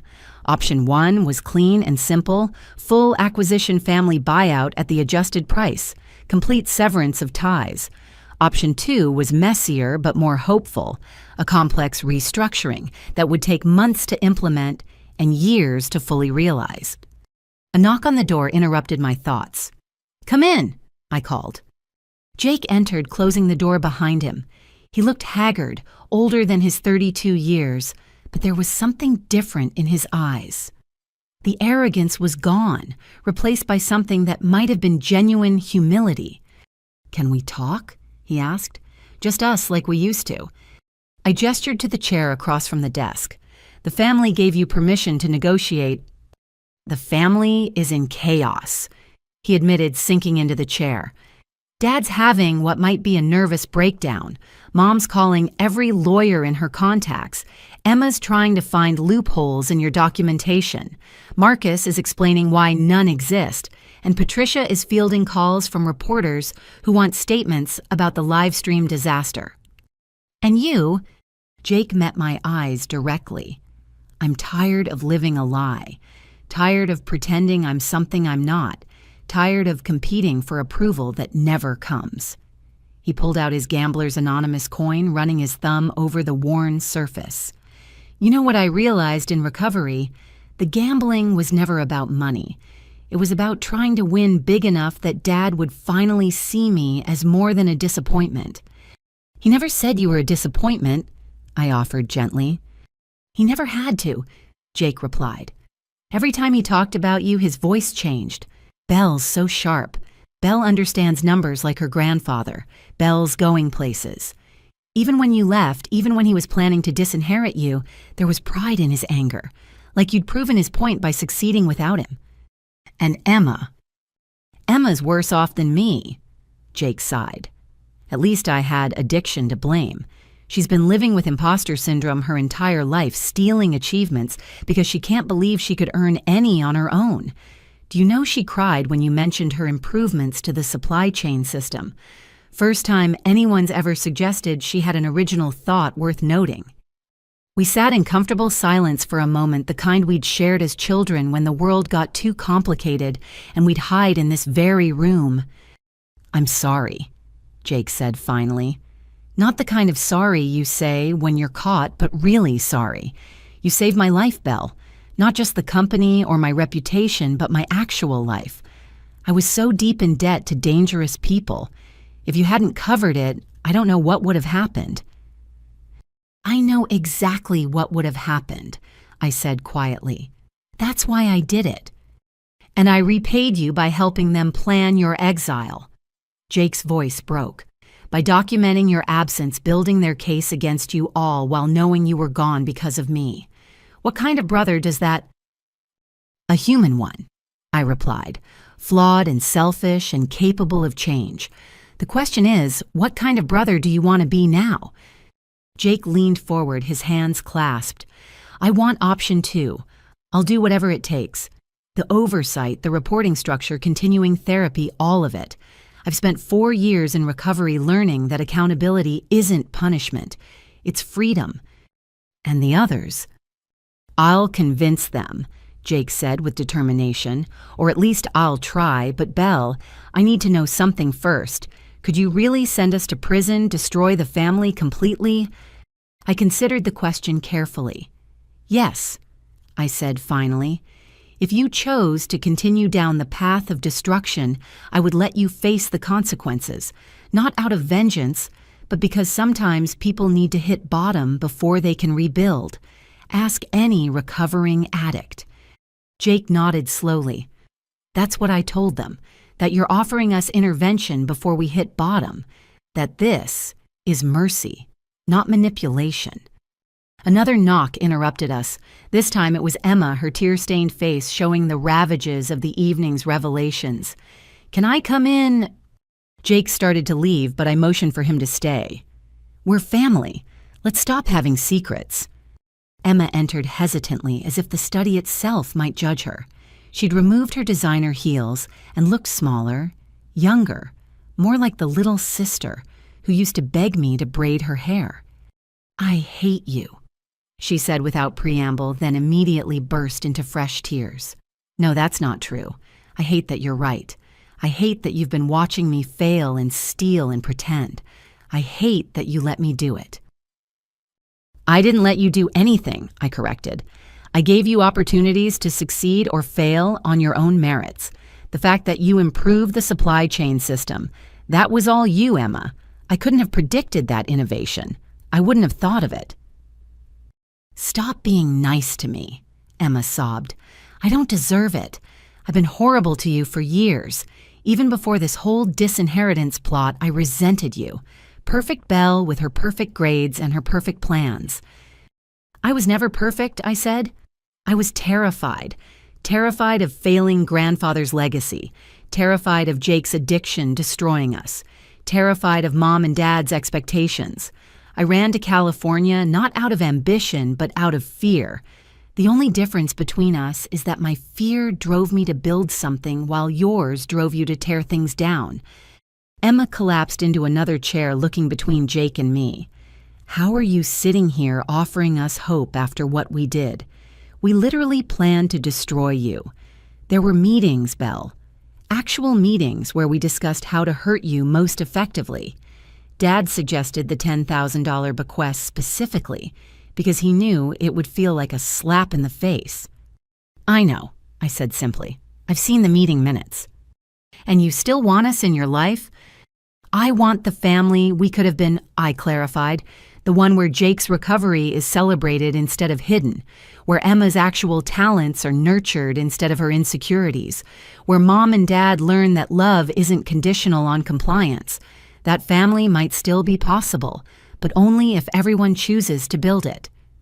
The study door burst open without a knock. Robert stood there, his face flushed and breathing heavy. Behind him, Linda clutched Marcus's arm for support. "You've destroyed us," Robert accused, pointing a shaking finger at me. "That live stream has gone viral. I've had 17 calls from business associates canceling contracts. Our reputation is ruined. Your reputation for integrity was ruined the moment you chose betrayal over family. I responded calmly. The live stream just made it public. But reputations can be rebuilt, Dad. The question is whether you want to rebuild on a foundation of lies or truth. This is all your fault, Linda interjected. If you'd just stayed with the family business like you were supposed to, then Jake's embezzlement would have been discovered during the audit. He'd be in prison, the company would have folded, and we'd have nothing. I finished. Is that the alternate history you prefer? Marcus cleared his throat. I've been on the phone with my partners. From a legal standpoint, option 2 is remarkably generous. The restructuring terms are more favorable than any bankruptcy court would offer, and the personal protection from criminal prosecution is substantial. You mean we're criminals, Robert said flatly. You mean you've made criminal choices, I corrected. Fraud, embezzlement, intellectual property theft, conspiracy to commit financial harm. Should I continue? I've had enough, Patricia announced from the doorway. She held up her phone, showing a recording app. I've been documenting everything tonight. Every confession, every revelation, every crime admitted to. I came here planning to record Belle's humiliation, and instead, I've recorded yours. The room tensed, everyone turning to stare at Patricia with fresh horror. Relax, she continued. I'm deleting it. All of it. You want to know why? She looked at me with something approaching respect. Because in all the years I've watched this family's drama, tonight's the first time I've seen real love. Twisted and buried under greed and ego, but love nonetheless. Belle could destroy you all, and instead she's offering salvation. That's worth more than any gossip or social media views. She made a show of deleting the recordings, then looked at Robert and Linda. You have 30 minutes left to decide. I suggest you spend them wisely. As Patricia left, the family stood in awkward formation in grandfather's study. 5 people bound by blood and betrayal, standing at a crossroads that would define their future. Tell us about option 2. Robert said finally, his voice defeated. Tell us exactly what accepting your offer means. I returned to my laptop, pulling up the detailed restructuring plan. It means admitting that the way we've operated as a family is broken and committing to fix it. It means accepting that love and business can coexist, but only with proper boundaries and accountability. It means choosing humility over pride, growth over stagnation, and family over fortune. And if we refuse, Linda asked quietly, then at 10 o'clock I call my lawyers and we proceed with the original acquisition. You'll receive the adjusted purchase price minus debts, which means you'll owe Everest Holdings money. The forensic audit goes to the authorities. Criminal investigations begin. The family fractures permanently, and Morrison Industries becomes just another company in my portfolio. Show us the papers, Robert said, sounding every one of his 62 years.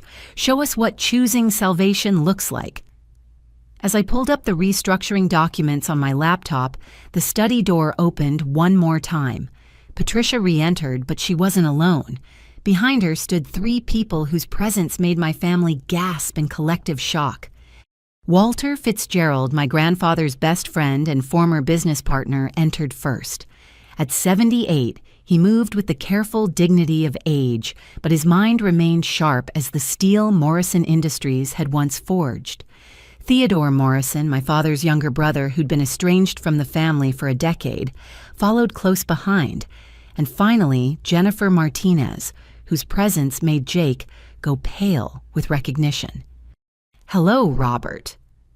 Walter said, his voice carrying the authority of someone who'd helped build Morrison Industries from its foundation. Belle asked us to be here for this moment. She thought you might need to hear some truths from voices other than hers. Walter, my father stammered. Ted, what are you doing here? Setting the record straight.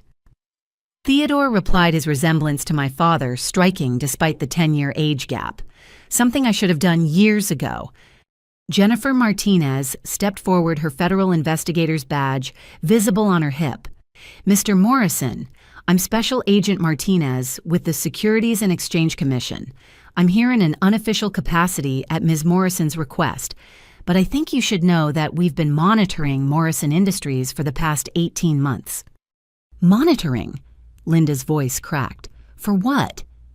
Securities fraud, initially, Jennifer replied calmly. We received anonymous tips about financial irregularities. What we found was interesting. A pattern of embezzlement that was systematically covered up intellectual property theft, being disguised as internal innovation, and what appeared to be preparation for fraudulent asset transfer. But every investigation led to the same conclusion. She continued looking at me with professional respect. Someone was protecting Morrison Industries from itself. Every time criminal activity reached a threshold that would trigger federal intervention, it was mysteriously resolved. Funds appeared from untraceable sources. Stolen innovations were retroactively documented. It was like watching a guardian angel with a very good understanding of securities law. That was you, Emma said to me, understanding dawning. You've been protecting us from prison this entire time.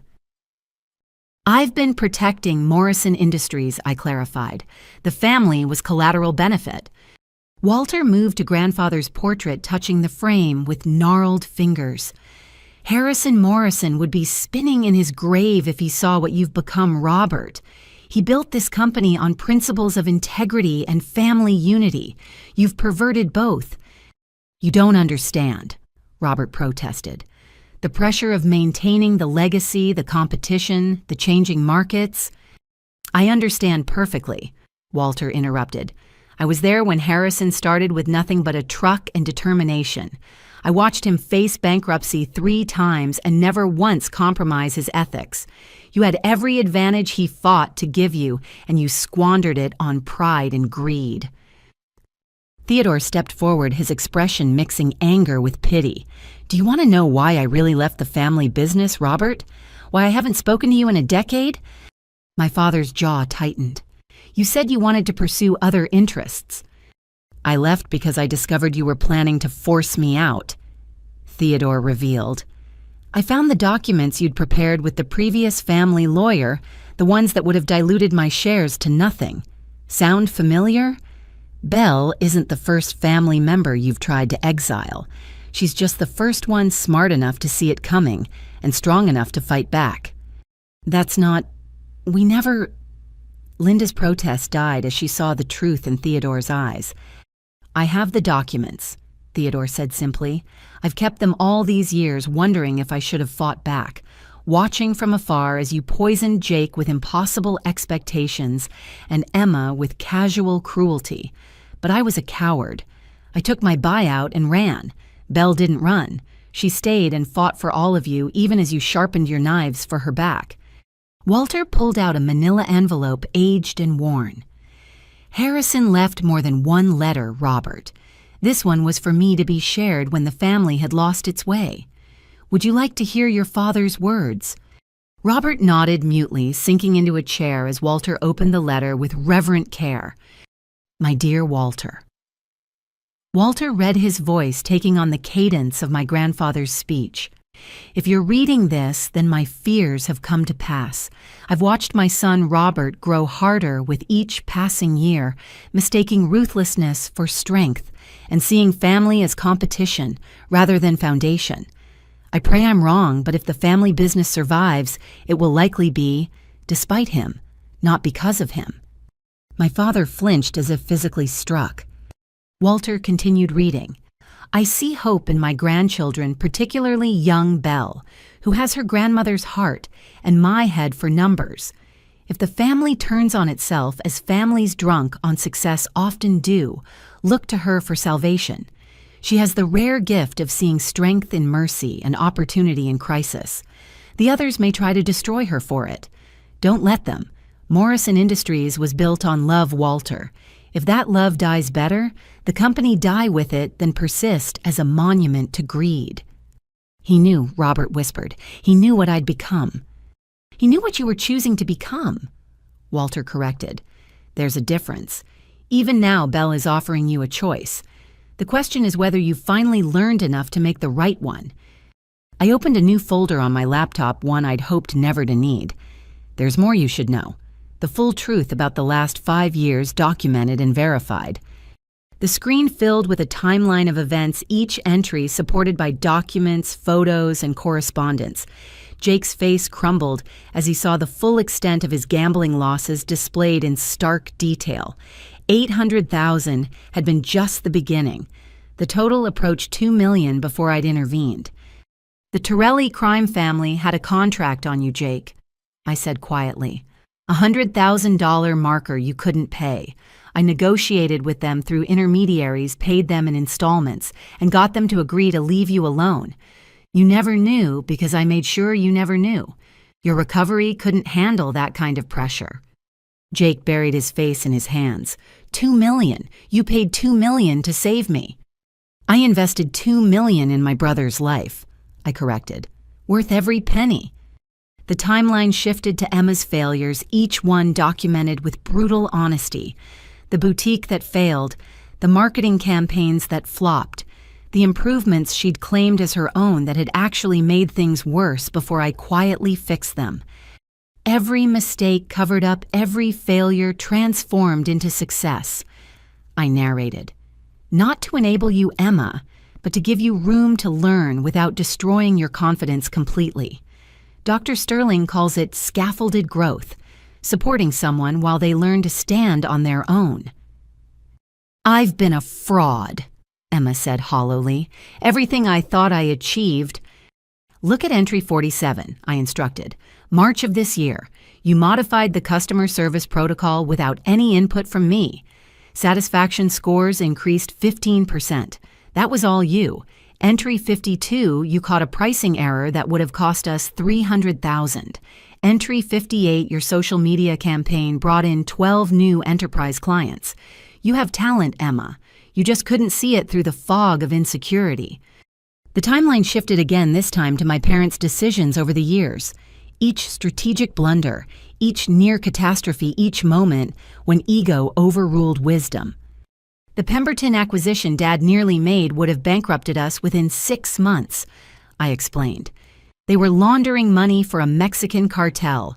The FBI raided them 2 weeks after you walked away. The Jow manufacturing deal would have locked us into a partnership with a company using slave labor. The cannabis packaging expansion Jake pushed. The federal regulations I leaked were real. That market collapsed 3 months later. "How did you know?" Linda asked faintly. "How could you possibly know all this?"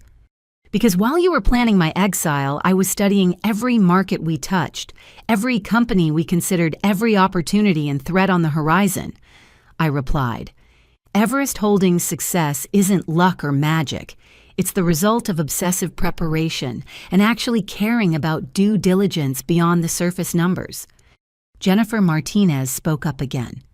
"I can confirm that Morrison Industries came within days of federal investigation on 3 separate occasions.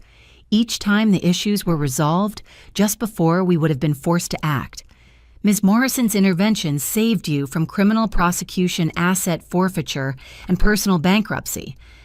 There's one more thing," I said, navigating to a folder marked Daniel. "Emma, I know about your relationship with Daniel Chen. I've known for 8 months. Emma went rigid. "You, what?" I pulled up a series of emails and text messages. "Daniel approached me before pursuing you. He wanted my blessing, or at least my ignorance. I told him I already knew you'd been attracted to him when we dated. I also told him that if he hurt you, Everest Holdings would destroy his startup. He chose to proceed." The betrayal was fake. Emma's voice rose to a near shriek. "You let me think I was stealing your boyfriend." "I let you think you were making a choice," I corrected. "Daniel and I were never right for each other, but he genuinely cares for you, Emma. That's why he's waiting in his car outside, hoping you'll forgive him for his part in tonight's deception." "He's here." "With a ring in his pocket," I confirmed. "He wanted to propose after Thanksgiving dinner, but the live stream disaster made him reconsider. He's been texting me all evening, asking if he should leave or stay. What should I tell him?" Emma looked around the room at her shattered family, her exposed secrets, her failed schemes. Then she looked at me, really looked at me perhaps for the first time in years. "Tell him to wait," she said finally. "I have a family to help save first." Theodore cleared his throat. "Robert, Linda, you have 15 minutes to make your decision. I'll be joining Bell's Board of Advisors if you choose option 2. Someone needs to make sure you don't fall back into old patterns." "As will I," Walter added. "Harrison asked me to look after his family. I failed him once by letting you drive Theodore away. I won't fail him again." "And I'll be monitoring compliance with any agreement," Jennifer stated. "Officially or unofficially, depending on your choice. The SEC has a long memory, and Bell won't be able to protect you forever if you choose to continue down a criminal path." I stood gathering my composure for one final revelation. There's something else. Something I didn't include in the timeline because it's not about protection or business or money. I pulled out a small key from my pocket, one I'd carried for 5 years. Grandfather left me something besides a letter. He left me a safety deposit box with instructions to open it only when the family had either found its way or lost it completely. I think tonight qualifies as one or the other. From my bag, I retrieved a small metal box and used the key to open it. Inside were photographs, dozens of them, spanning decades of Morrison family history. Christmases, birthdays, company, picnics, quiet moments of genuine joy captured on film. "He wanted me to remember," I said, spreading the photos across the desk, "to remember what we were before we became what we are. Look at these faces. Look at how we used to love each other before money and power poisoned everything." My family gathered around the desk, drawn despite themselves to the images of happier times. Jake picked up a photo of us as children building sandcastles at the cabin by the lake. Emma found one of her first dance recital with the whole family beaming in the audience. My parents discovered their wedding photo tucked between images of their children's births and family celebrations. "This is what we're really deciding tonight," I said softly. "Not just about Morrison Industries or money or reputation. We're deciding whether the family in these photos can exist again or whether it dies forever. You have 10 minutes to choose." As they absorbed the weight of that choice, I noticed Patricia had her phone out again. But this time, she wasn't recording. She was looking at a photo on her screen, one of her own family that she'd lost to similar greed and dysfunction. "Choose wisely," she said quietly. "Some chances only come once." The grandfather clock in the hallway began its countdown to 10 o'clock, each tick a reminder that time for decision was running out. The Morrison family stood at the precipice with only minutes to decide whether to fall or fly. The grandfather clock had just finished chiming 9:30 when the doorbell rang, cutting through the tension like a blade. We all froze, looking at each other with the wariness of conspirators caught mid-plot.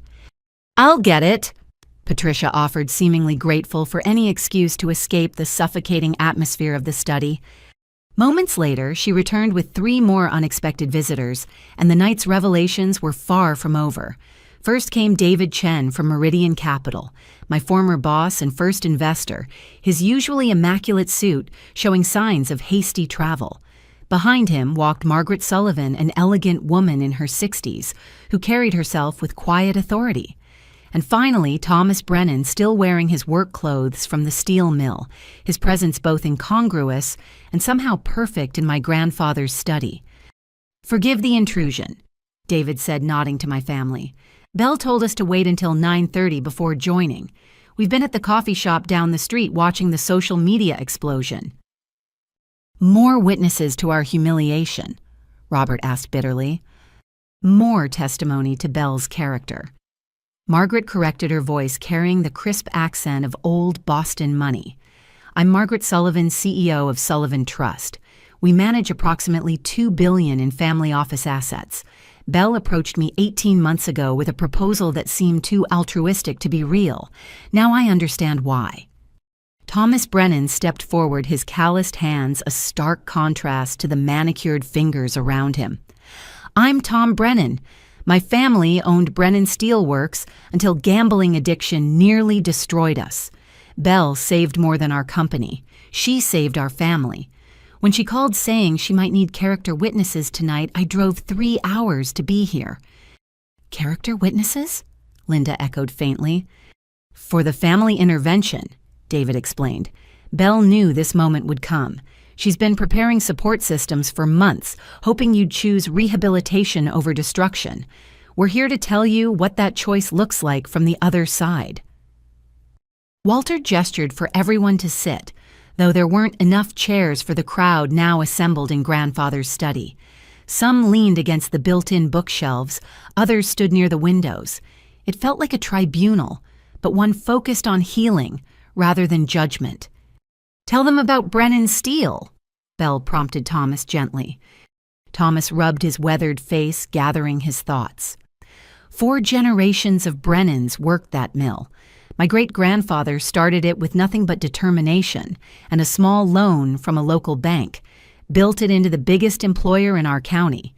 Then I discovered online poker. His voice carried the weight of hard-won self-awareness. Started small, $20 buy-ins during lunch breaks. Within 2 years, I was betting the payroll, mortgaged the family home 3 times. My wife found out when our daughter's college fund disappeared overnight. $800,000 gone just like that. Jake shifted uncomfortably, recognizing his own story in Thomas's words. "My brothers wanted to kill me literally," Thomas continued. "My father, 78 years old, came out of retirement to try to save what I'd destroyed. We were 3 days from bankruptcy when Belle's offer came through Everest Holdings. But it wasn't just money she offered." "What else?" Emma asked quietly. "Dignity." Thomas replied simply. "She could have bought us for pennies and stripped the assets. Instead, she paid fair value and kept everyone employed. But the real gift was the requirement for therapy, individual family group sessions. My brothers had to attend anger management. My wife and I had to do couples counseling. The whole family had to learn to communicate without screaming." "And now," Robert prompted despite himself, "Brennan Steele is thriving. My brother Michael runs operations. I work the floor like my grandfather did honest work for honest pay. My daughter graduated debt-free because Belle restructured our personal loans as part of the deal. And every Thursday night, I sponsor other gambling addicts, including 3 business owners Belle has sent my way." Margaret Sullivan spoke next. "I met Belle when she came seeking investment capital. Most 28-year-olds pitch get-rich-quick schemes or tech disruptions. Belle pitched something revolutionary, saving family businesses from themselves. Her model wasn't about maximum profit extraction. It was about sustainable regeneration." "Pretty words," Robert said dismissively, "but business is about returns." "Indeed," Margaret smiled, "which is why I was skeptical until I saw her results. Everest Holdings portfolio companies don't just survive Mr. Morrison, they flourish. Employee satisfaction scores average 85%. Community impact metrics are off the charts. And financially, her returns exceed traditional private equity by 30%. How Marcus asked his legal mind engaged, despite the circumstances. "Because healed families don't sabotage their own success," Margaret explained. "They don't embezzle funds or waste energy on internal warfare. They focus on growth and innovation. Belle discovered that investing in psychological health yields better returns than any financial engineering." David Chen pulled out his tablet showing charts and graphs. "I've watched Belle build Everest Holdings from conception. Every decision, every acquisition, every intervention has been leading to this moment. Morrison Industries wasn't just another target. It was the reason for everything." "What do you mean?" Linda asked. "She told me from day one," David revealed.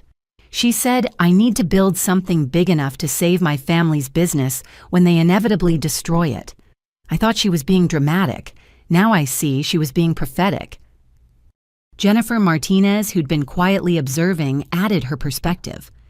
"From a regulatory standpoint, Everest Holdings is the cleanest operation I've ever investigated. And yes, I did investigate thoroughly. What I found was a company that proactively addresses issues before they become crimes. They've prevented more SEC violations than most compliance departments even catch. But the most impressive part, she continued looking directly at Robert, is the paper trail of protection around Morrison Industries. Every time you nearly committed securities fraud, Everest Holdings mysteriously made moves that forced you to reconsider. Every time Jake's past threatened to resurface, potential problems disappeared. Every time Emma's fabrications could have led to lawsuits, documentation would appear to provide legal cover. "She's been our guardian angel," Emma whispered. "More like your guardian CEO," Theodore corrected. "Angels work on faith. Belle worked with spreadsheets and strategic planning." The doorbell rang again. Patricia, now functioning as an impromptu doorwoman, went to answer it. She returned with someone who made Emma gasp and Jake groan, Dr. Elizabeth Sterling, the family therapist Belle had mentioned. "I apologize for arriving early," Dr. Sterling said, her calm presence immediately shifting the room's energy. "But given the live stream situation, I thought it might be helpful to begin our work immediately should the family choose that path." "You brought a therapist to Thanksgiving dinner," Robert asked me incredulously. "I brought hope," I corrected. "Dr. Sterling has worked with 7 of my portfolio companies. She specializes in the intersection of family dynamics and business dysfunction. Her success rate is remarkable." "If I may," Dr. Sterling interjected, "I've been briefed on the situation. The patterns I see here are textbook parentification of children's success measured only in financial terms, love conditioned on compliance and identity formation, corrupted by impossible expectations. These patterns are treatable, but only with complete commitment to change." "What would that look like?" Linda asked hesitantly. "Twice weekly family sessions for the first 6 months." Dr. Sterling outlined. "Individual therapy for each family member to address personal issues, group workshops on communication boundary setting, and healthy conflict resolution. It's intensive, but transformation requires intensity." Jake suddenly stood moving to the window. "We're running out of time. It's 9:45. He turned to face our parents. "Mom, Dad, I need you to hear something. Really hear it, not just deflect it like you always do." He took a deep breath, 4 years of recovery giving him strength. "You broke us, all 3 of us. You created a family where love had to be earned through achievement, where failure meant rejection, where success was never enough because there was always someone doing better. Do you know why I started gambling? Because the high of winning was the only time I felt like I might finally be good enough for you." "That's not fair," Robert protested. "Isn't it?" Jake challenged. "When I got into MIT, you said, why not Harvard like Bell? When I made VP of Operations, you asked when I'd be president. When I brought home Sarah Whitmore, you wondered why I couldn't find someone from a better family. Nothing was ever enough, so I tried to win big enough to finally impress you. Instead, I nearly destroyed everything." Emma joined him at the window. "I was worse. I knew I'd never be as smart as Belle or as ambitious as Jake, so I became the pretty one, the social one, the one who could at least make you look good at parties. But that wasn't enough either.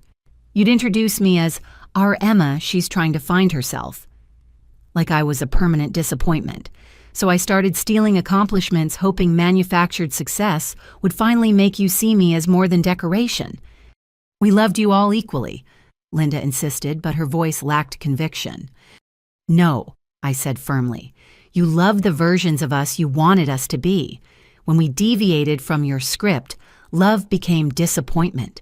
When we exceeded expectations, love became pride in your parenting.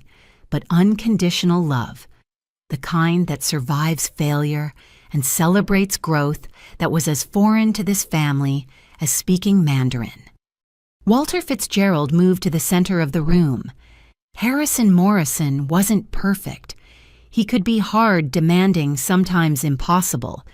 But he understood something you've forgotten, Robert.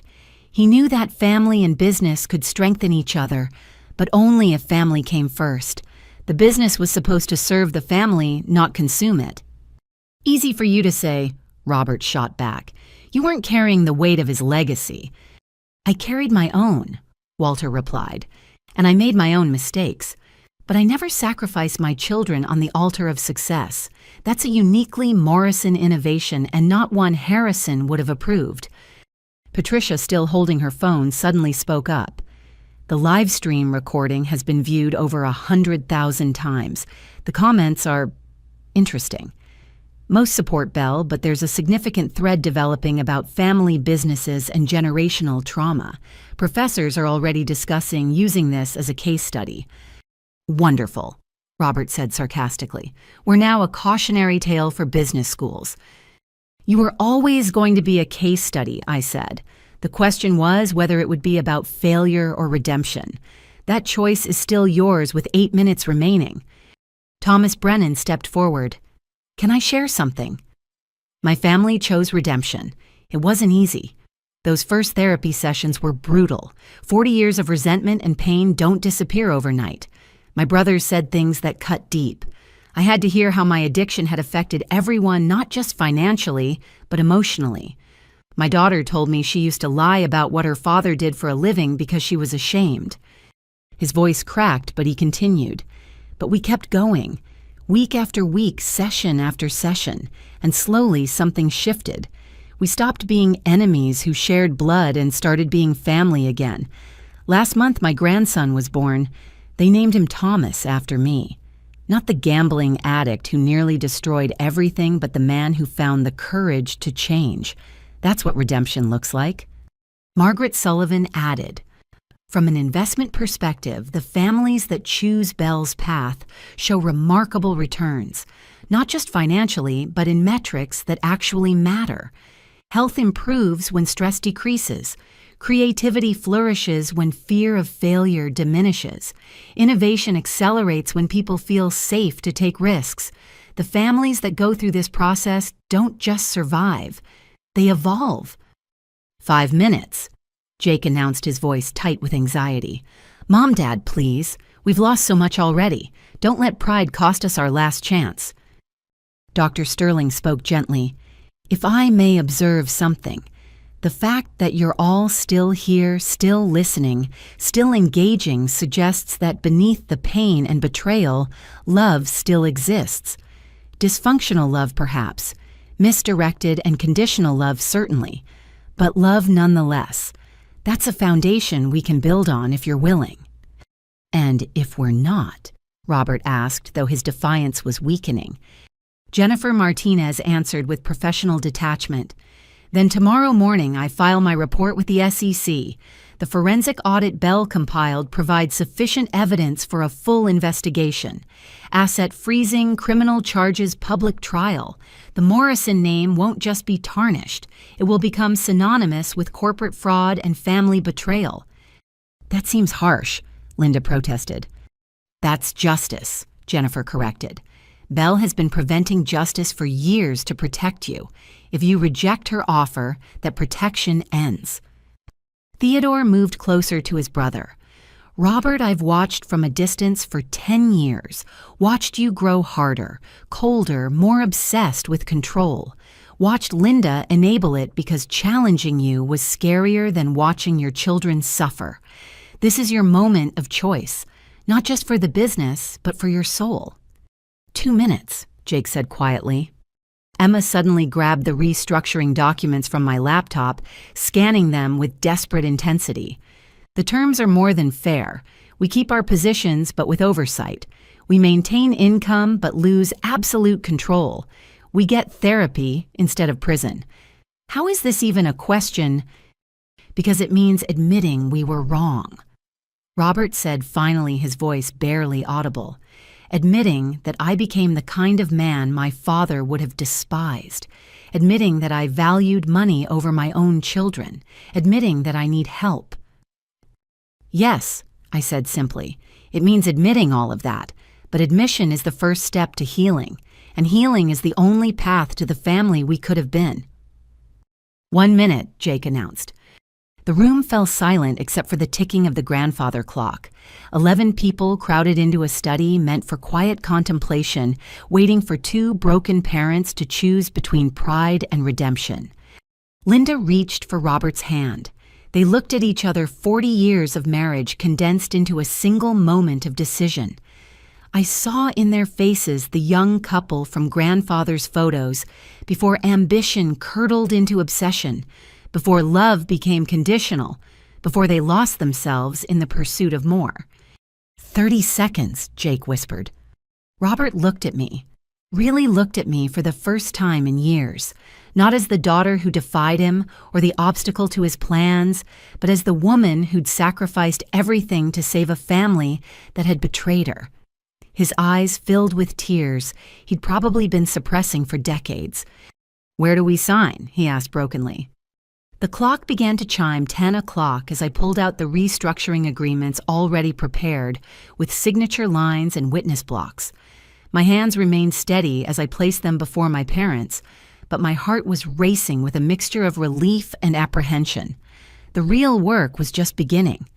As my parents' pens hovered over the signature lines, I raised my hand to stop them.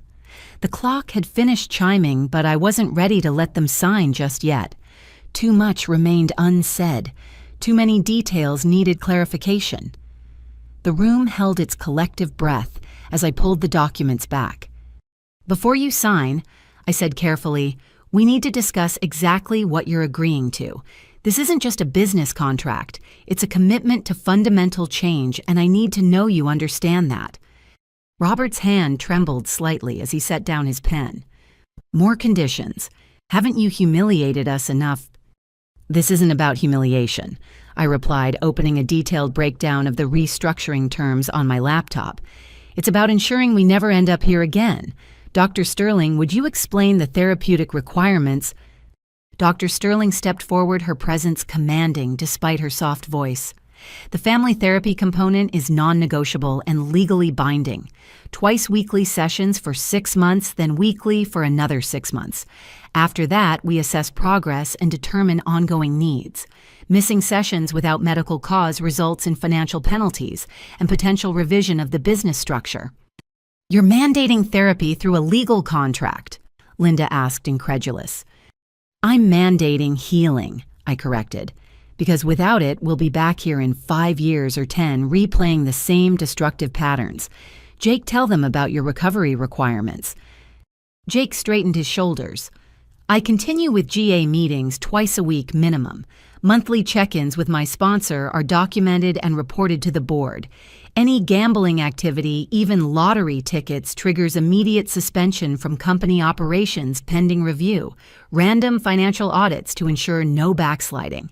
And I'm okay with all of it." "Because accountability saved your life," Thomas Brennan added supportively. "Same requirements kept me honest. Still do." Emma looked at the documents with new understanding. "What are my conditions?" "Education and attribution," I outlined. "You're enrolled in an executive MBA program starting in January. The company pays, but you maintain a B average or higher. Every project you lead must have clear documentation of contributions, not just yours, but everyone's. No more stolen credit, but also recognition for your actual achievements." And Robert asked his CEO authority reduced to uncertain questions. "You and Mom step back to advisory board positions as discussed. Salary of $500,000 each annually, which is generous for advisory roles. But here's what you didn't know, that salary is contingent on therapeutic progress. Dr. Sterling provides monthly reports. Regression or resistance results in salary reductions." "You're tying our income to therapy." Linda's voice rose. "I'm tying your income to growth," I clarified, "just like you tied our worth to achievement. The difference is this metric actually leads somewhere positive."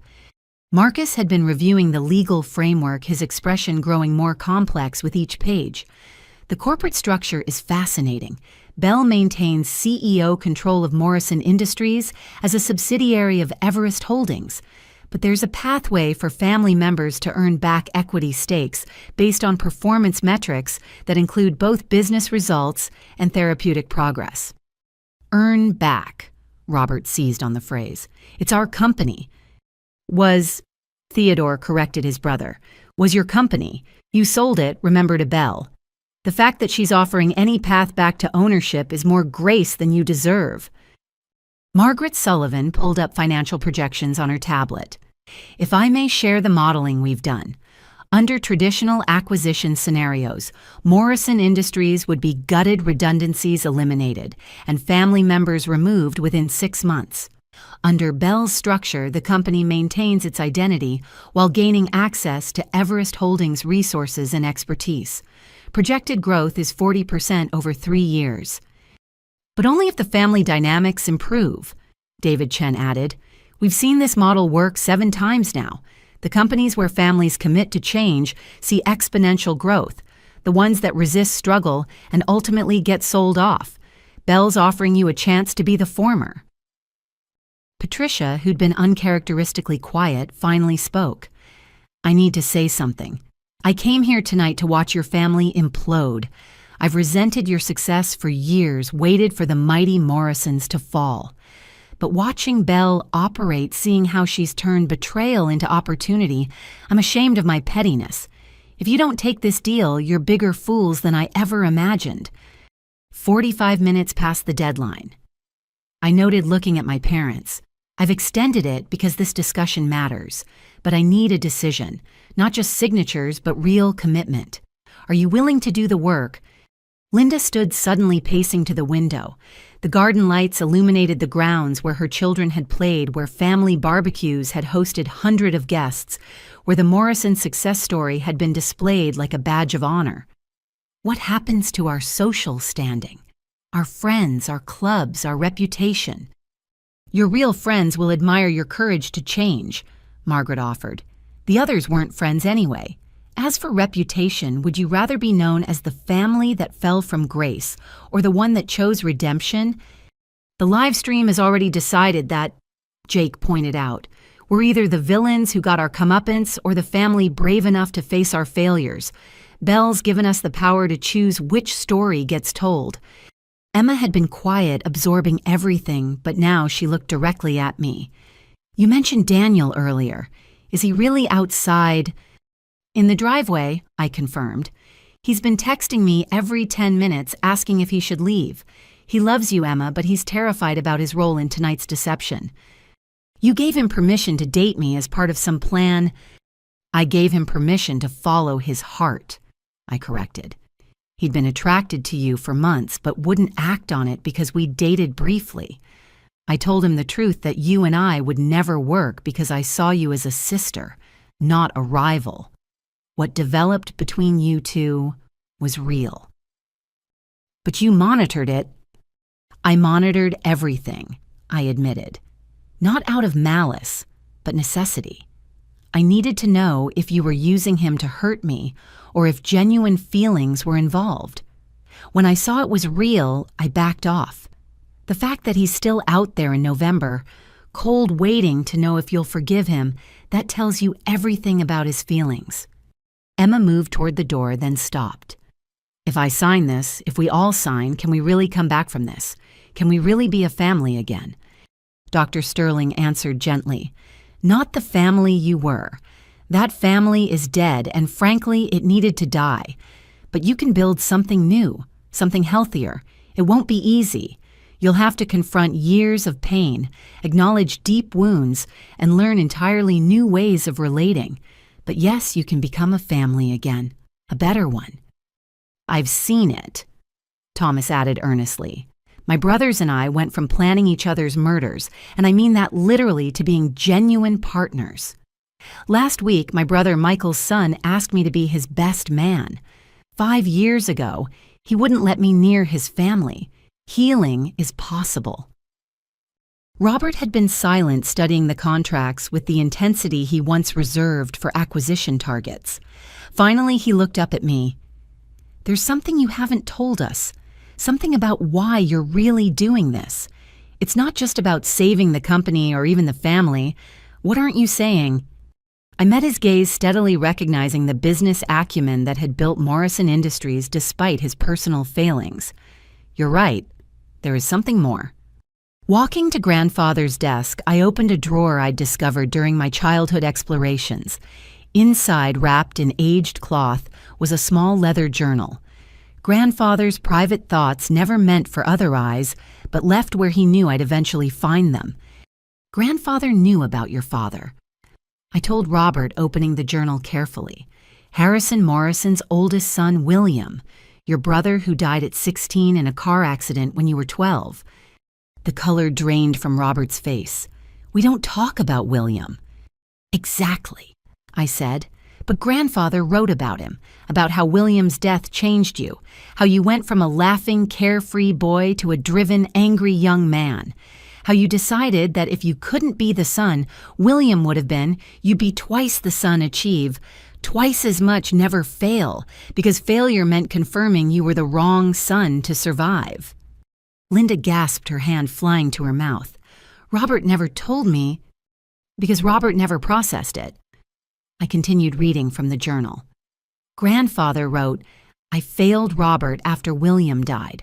I was too consumed by my own grief to see his.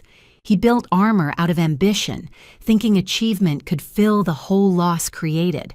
I fear he'll pass this damage to his own children, demanding they be perfect because he never forgave himself for being the imperfect son who lived. Tears streamed down Robert's face, the first I'd seen since Grandfather's funeral. He knew, and he blamed himself for not getting you help, I said softly. He wrote, I pray Belle finds this someday. She has the strength to break the cycles I helped create. Tell Robert I loved both my sons, the one I lost and the one I failed to save. The room was silent except for Robert's quiet sobs. 40 years of suppressed grief poured out as Linda moved to hold him, their artificial distance crumbling in the face of raw truth. This is what therapy will address, Dr. Sterling said gently. Not just recent betrayals, but generational trauma, the wounds that created the behaviors that wounded others. It's deep work, but it's the only way to truly heal. Jake moved to our father, placing a hand on his shoulder. I never knew about Uncle William. You never told us we had an uncle who died. Because talking about him meant admitting I wasn't enough, Robert choked out. William was brilliant, kind, everything a firstborn should be. I was just the spare who got promoted by tragedy. You were a 12-year-old boy who lost his brother, I said firmly.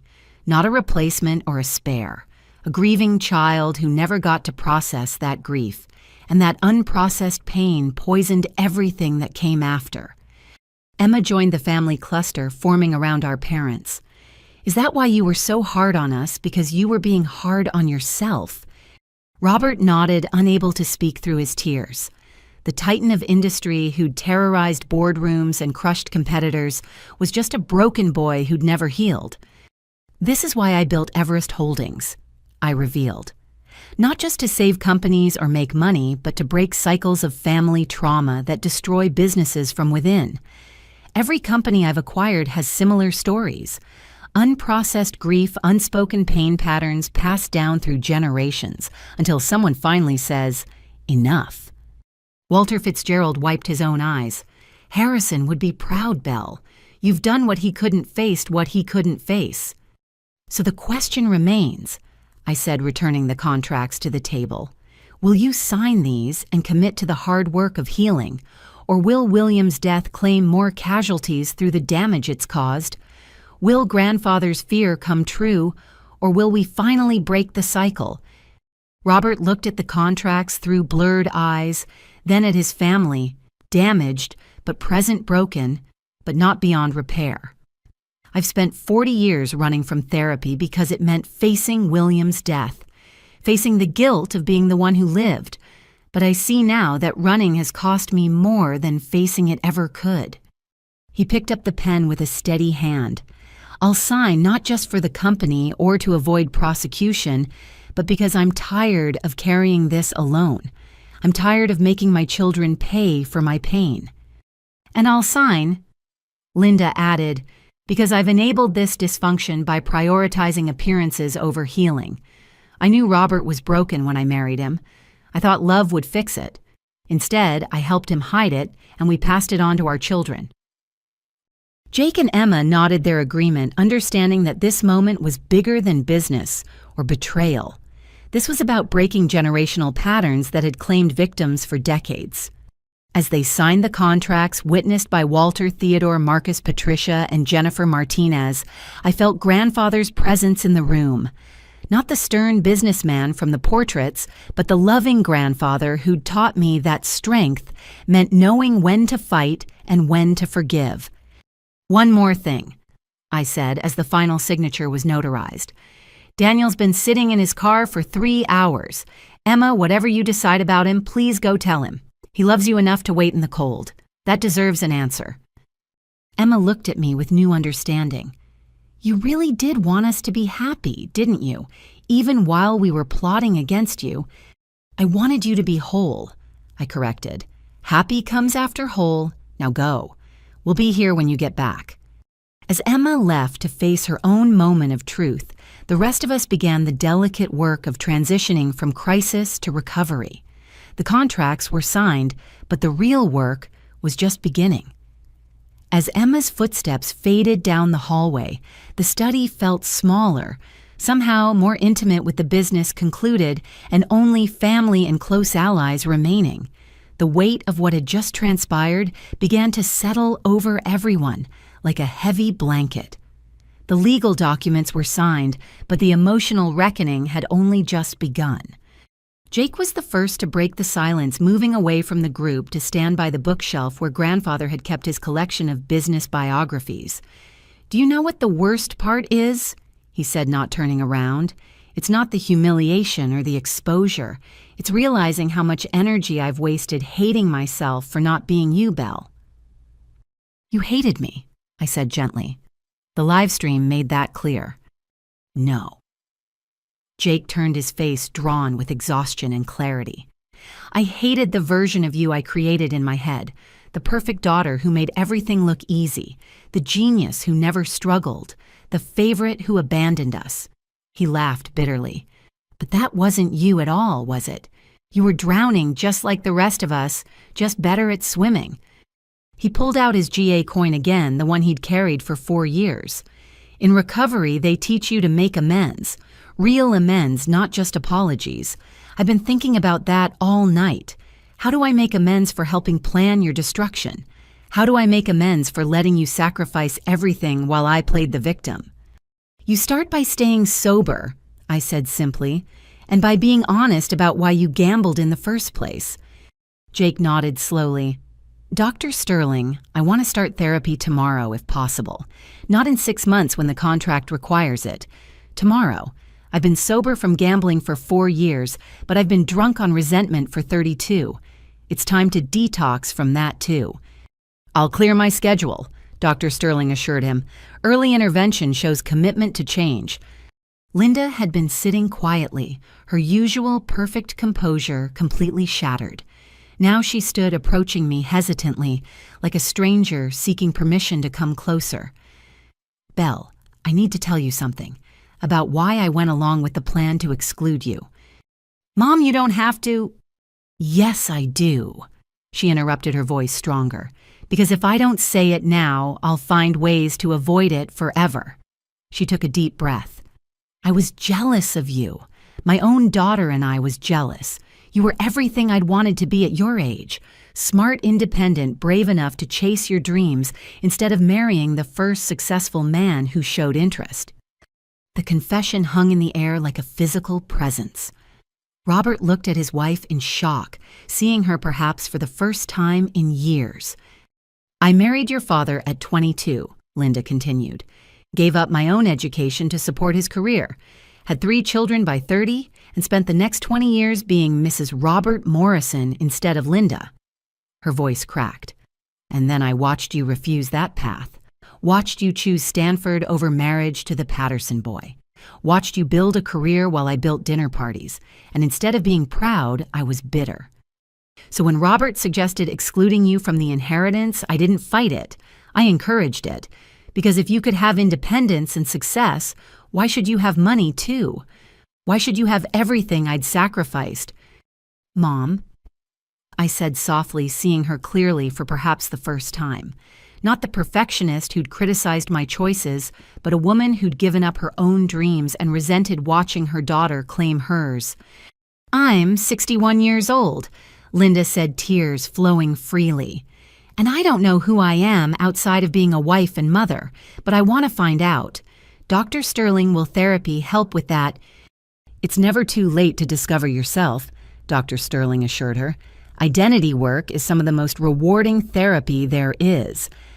Patricia had been recording again, but openly this time with everyone's implicit permission. "I'm documenting the healing now," she explained. "If the downfall went viral, shouldn't the redemption too?" Robert had composed himself somewhat, though his eyes remained red-rimmed. He walked to where I sat, then did something he hadn't done in 15 years. He knelt beside my chair, taking my hand in both of his. "I've been a terrible father," he said simply. "Not just recently, but for most of your life. I demanded perfection because I couldn't face my own imperfection. I punished independence because it reminded me of my own failures. And I nearly destroyed the one child who actually embodied everything I claimed to value." "Dad," I started, but he shook his head. "Let me finish, please. I need to say this." He squeezed my hand tighter. "When you were 7, you came to my office with a business plan. You wanted to sell lemonade but had created a whole supply chain model with cost projections and profit margins. Do you remember?" I nodded, the memory surfacing through years of buried pain. "I told you it was cute, but to leave business to the grown-ups," Robert continued. "You looked at me with such disappointment. Not because I dismissed your idea, but because I dismissed you. And I've been dismissing you ever since, even as you surpassed every expectation, even as you saved us all." He stood still, holding my hand. "I can't undo the past, but I can promise that whatever time I have left, I'll spend learning to be the father you deserved. If you'll let me..."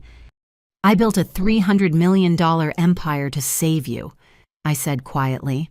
"Do you really think I'd give up on you now?" The moment was interrupted by the door opening.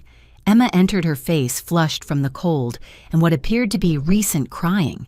But there was something different about her, a lightness that hadn't been there before. "Well," Jake asked, "what happened with Daniel?" Emma held up her left hand where a simple but elegant diamond ring caught the light. "He proposed. Again. Said he'd been carrying the ring for 3 months but couldn't ask while living a lie." "And you said yes?" Linda asked, maternal instinct overriding the evening's upheaval. "I said maybe," Emma replied, which shocked everyone. "I told him I needed to become someone worth marrying first, someone who earned her achievements instead of stealing them, someone who knew who she was outside of being the pretty Morrison daughter. I asked him to wait a year while I figured that out." "And he agreed?" I asked. "He said he'd wait forever if needed." Emma smiled sadly. "But I told him a year would do. If we're meant to be, we'll both be better people by then. If not, at least we'll have grown."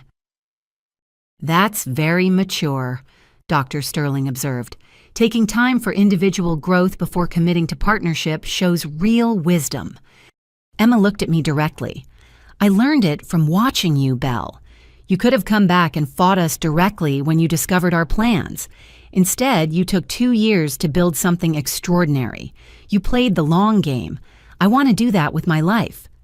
Theodore, who'd been observing quietly, finally spoke up. "This is what I hoped to see 10 years ago. Family members choosing growth over stagnation, honesty over facades. Robert, you lost one brother to death and another to your inability to change. Don't lose your children too." "I won't," Robert promised. "Not anymore." Walter Fitzgerald checked his watch. "It's nearly midnight. You've all made commitments tonight that will take years to fulfill. But every journey starts with a single step, and you've taken yours."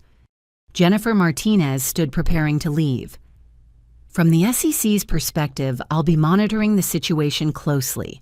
The therapeutic requirements and structural changes should prevent future issues, but vigilance is necessary. Belle won't always be there to protect you from yourselves." "Actually," I interjected, "I will be. That's what family does. Not enabling, but protecting. Not hiding mistakes, but helping recover from them. The difference is, now we'll do it honestly."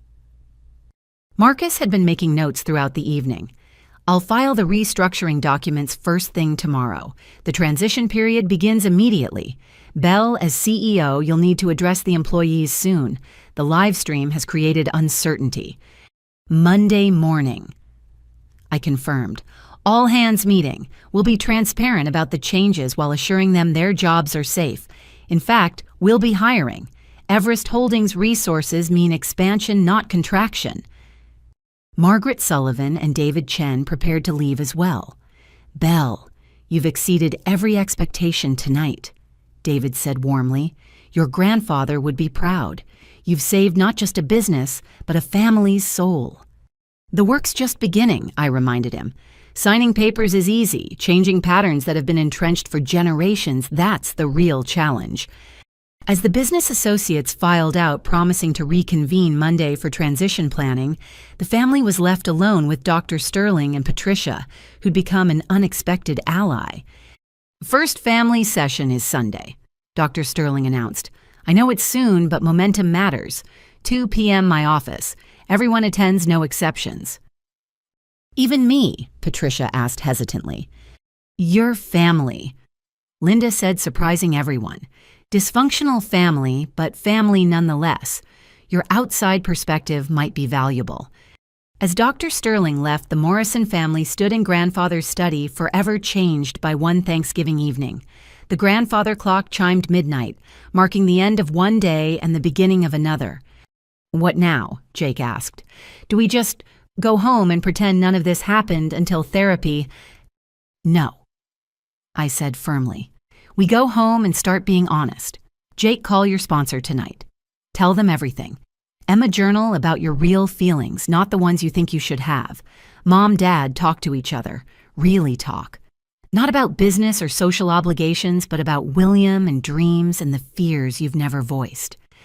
And you, Robert asked, what will you do? I'll start planning how to merge Everest Holdings resources with Morrison Industries' potential, I said. But first, I'm going to visit grandfather's grave. Tell him the family business he built survived its darkest hour. Can we come? Emma asked softly. All of us. It seems like something we should do together. I looked at my broken healing family. An hour ago, they'd been my adversaries. Now they were simply human beings struggling to find their way back to love. Yes, I said. Let's go tell grandfather that the Morrisons are finally coming home. As we prepared to leave gathering coats and car keys, Patricia made one last video entry. To everyone who watched the Morrison family fall apart tonight, keep watching, because tomorrow we start putting it back together, and that's a story worth following. The cemetery was shrouded in November mist as our small convoy of cars pulled through the gates.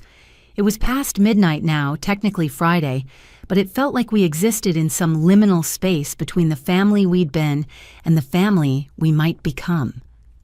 The headlights cut through the darkness as we wound our way to the Morrison family plot, where generations of our ancestors lay beneath carefully tended stones. Harrison Morrison's grave stood at the center, a modest granite marker for a man who'd built an empire. Beloved husband, father, grandfather, built with love, led with integrity. The words seemed to judge us all as we gathered in a semicircle, our breath visible in the cold air.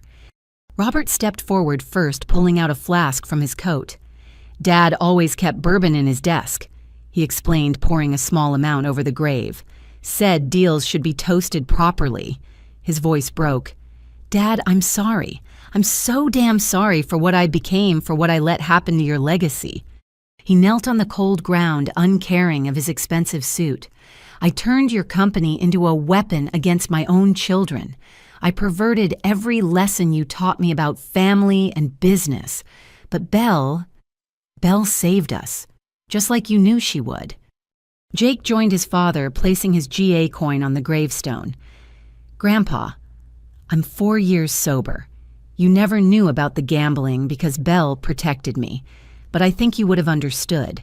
You always said everyone deserves a second chance. Thank you for raising someone who believed that. Emma approached next, removing her designer scarf and wrapping it around the stone. I used to think you loved Belle more because she was smart like you, But now I realize you loved us all. I just couldn't see it through my own insecurity. I promise to earn my achievements from now on, real ones." Linda stood back uncertain until I took her hand and led her forward.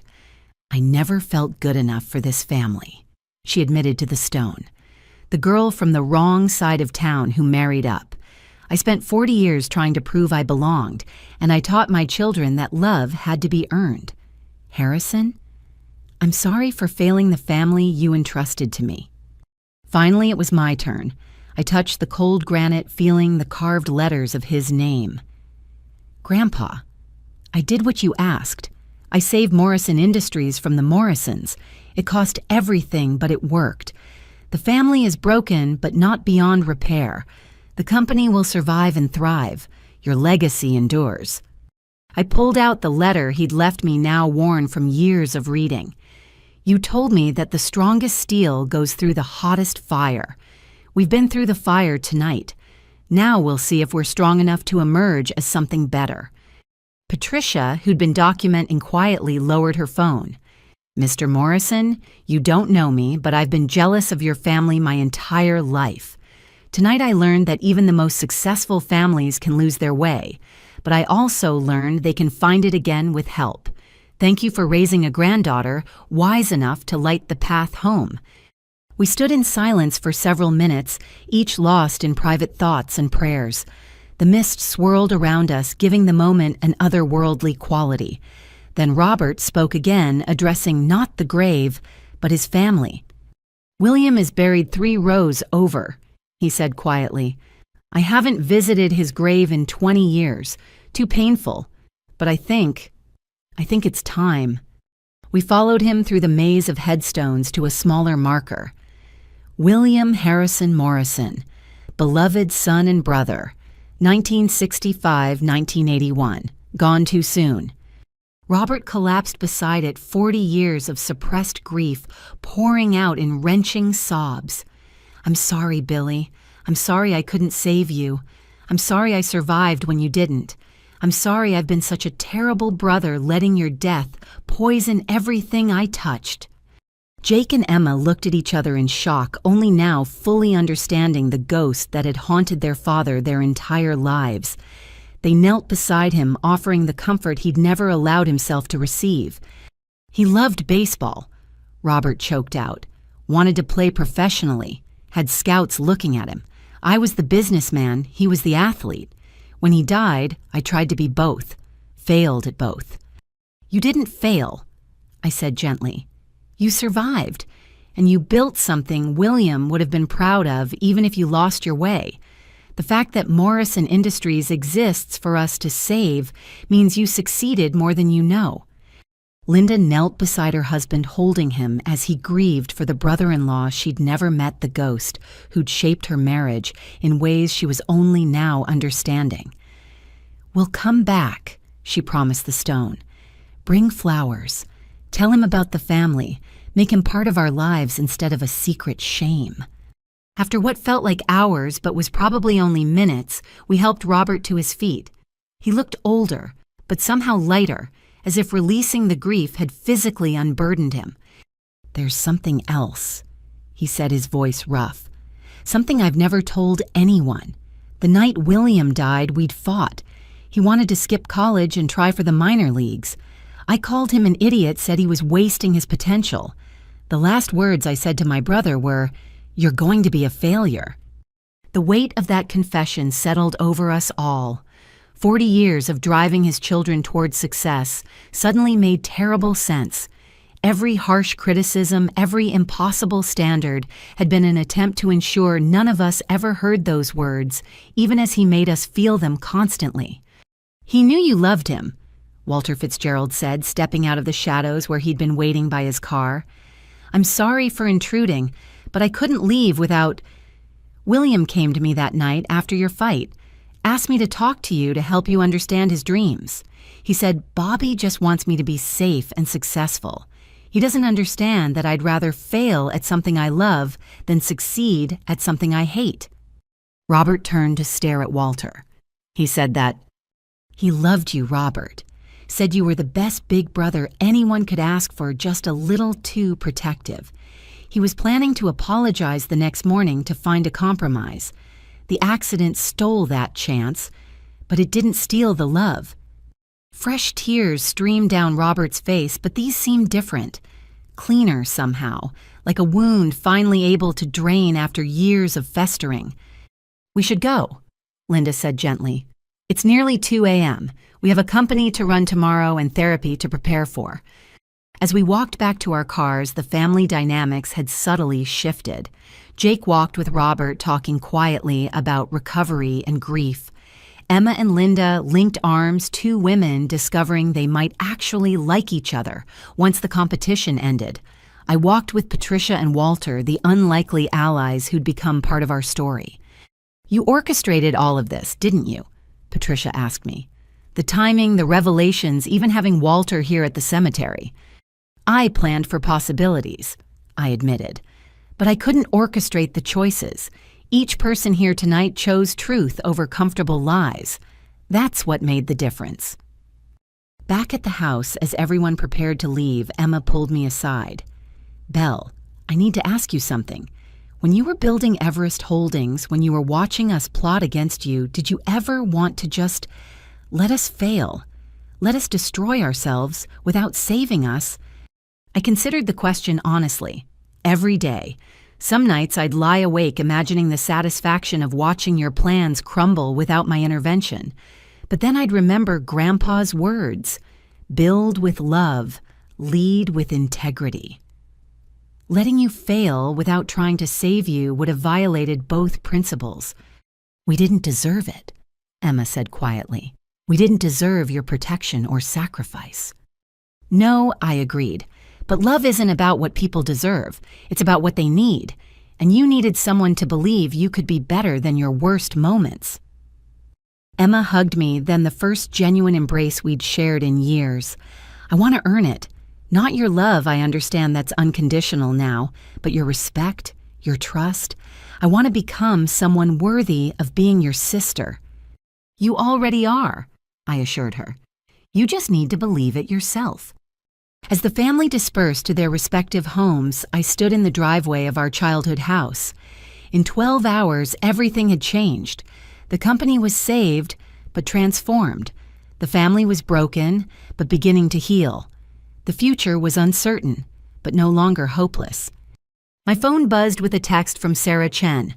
"Transition team assembled. Ready for Monday's announcement. Proud of you, boss." Another from David Chen. "Markets respond well to family reconciliation stories. Expect positive coverage to balance tonight's viral drama." But the one that mattered most came from Jake. "Thank you for not giving up on us. See you at therapy Sunday. I'll bring coffee. The good kind, not the Morrison Industries breakroom swill." I smiled, looking up at the November sky where stars struggled to shine through urban light pollution. Somewhere up there, I hoped Grandfather Harrison and Uncle William were watching, seeing their family finally choose healing over harm. Monday would bring challenges. The employees would need reassurance. The business community would need explanations. The integration of Everest Holdings and Morrison Industries would require delicate navigation. But those were tomorrow's battles. Tonight, for the first time in 5 years, I wasn't fighting alone. I had a family again. Flawed, damaged, complicated, but committed to becoming something better. The girl who'd sacrificed everything to save them had become the woman who'd teach them to save themselves. The porch light was on at the Morrison house just as it had been throughout our childhood welcoming family home, no matter how late the hour. I touched the doorframe gently, a benediction and a promise, then headed to my car. There was one more stop to make before this night ended. One more conversation to complete the circle of redemption. 6 months later, Morrison Industries hummed with an energy I hadn't felt since grandfather's days. The early morning sun streamed through the office windows as I reviewed the quarterly reports, each metric telling a story of resurrection that even my most optimistic projections hadn't anticipated. 43% growth, Walter Fitzgerald announced entering my office with 2 cups of coffee. He'd taken an advisory role, coming in twice a week to mentor and observe. Your grandfather's best quarter was 31%, and that was during the post-war boom. I accepted the coffee, gratefully gesturing for him to sit. It's not my growth, Walter. It's what happens when a family stops sabotaging itself and starts collaborating. Through the glass wall of my CEO office, I could see the transformation in action. Jake stood at a whiteboard leading a morning briefing with his operations team. His posture was different now, confident without arrogance, authoritative without cruelty. The employee engagement scores for his division had tripled in 6 months. Jake's innovations in customer service are getting national attention, Walter noted, following my gaze. That predictive support system he developed, 3 companies have already inquired about licensing it. He always had the talent, I replied. He just needed to believe it himself. In the marketing department, visible through the open floor plan we'd implemented, Emma was in her element. She'd traded her designer suits for smart casual wear that let her move freely between departments, building bridges instead of walls. Her latest campaign had won 2 industry awards achievements entirely her own. The business school wants Emma as a guest lecturer, Walter continued. Her thesis on authentic brand storytelling in family businesses is groundbreaking. Professor Williams called it doctoral level work. She's considering it, I said, pride evident in my voice.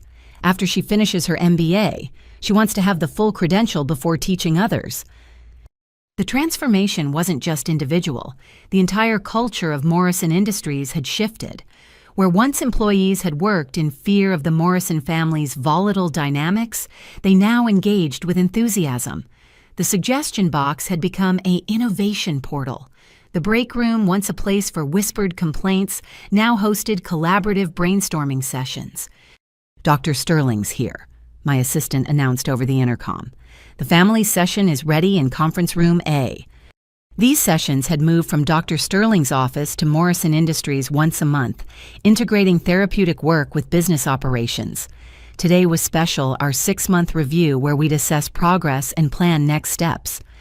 The conference room had been redesigned to feel less corporate and more welcoming. Comfortable chairs replaced the rigid boardroom seats. Plants softened the corners. Natural light flooded the space. The Morrison family that gathered here bore little resemblance to the one that had nearly destroyed itself 6 months ago. Robert entered first, and the change was remarkable. The harsh lines around his mouth had softened. His military rigid posture had relaxed into natural confidence. He wore a simple polo shirt instead of his armor of expensive suits, having learned that authority came from wisdom, not wardrobe. "Good morning, Belle." He said the word simple but weighted with genuine warmth. "I reviewed the supplier contracts you flagged. You were right about the sustainability concerns. I've reached out to 3 alternative vendors who meet our new ethical standards." Linda followed, carrying a box of pastries from the local bakery. "I thought we should celebrate," she explained, her smile reaching eyes that had rediscovered joy. 6 months of growth deserves recognition. At 61, Linda had bloomed. She'd returned to school pursuing the psychology degree she'd abandoned 40 years ago. Her insights in family sessions had become invaluable, bridging the gap between business strategy and emotional intelligence. Jake arrived with Emma, the siblings chatting easily about a joint project they were developing. The rivalry that had poisoned their relationship had transformed into genuine collaboration. They discovered that working together multiplied their strengths rather than dividing them. 5 years, 3 months sober. Jake announced, placing his coin on the table as had become his custom at these sessions. And 67 days since I last compared myself negatively to anyone in this room. 73 days since I took credit for someone else's idea. Emma added, pulling out her own token, a small compass she'd bought to remind herself to find her own direction. And 2 weeks since Daniel and I set our wedding date, next spring when the garden is in bloom. Patricia entered last, still documenting, but now as the family chronicler rather than an outside observer. Her series on the Morrison family redemption had gained a massive following, with other business families reaching out for guidance on their own healing journeys. 3 million views on the latest video, she reported, the one about Jake's customer service innovation. Comments are 90% positive, with dozens of families sharing their own stories of business dysfunction and recovery.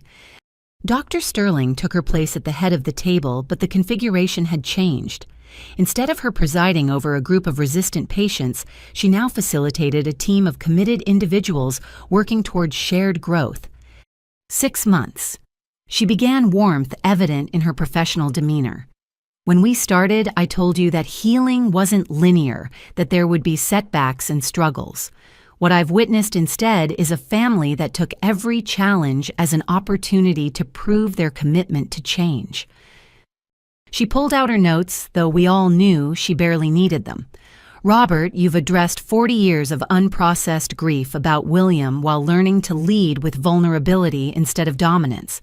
Your employees no longer fear you, they respect you. The difference is transformative. Robert nodded his hand, finding Linda's automatically. I visited William's grave yesterday, told him about the company's success. For the first time, I could hear his voice in my head saying, "Good job, Bobby," instead of condemning silence.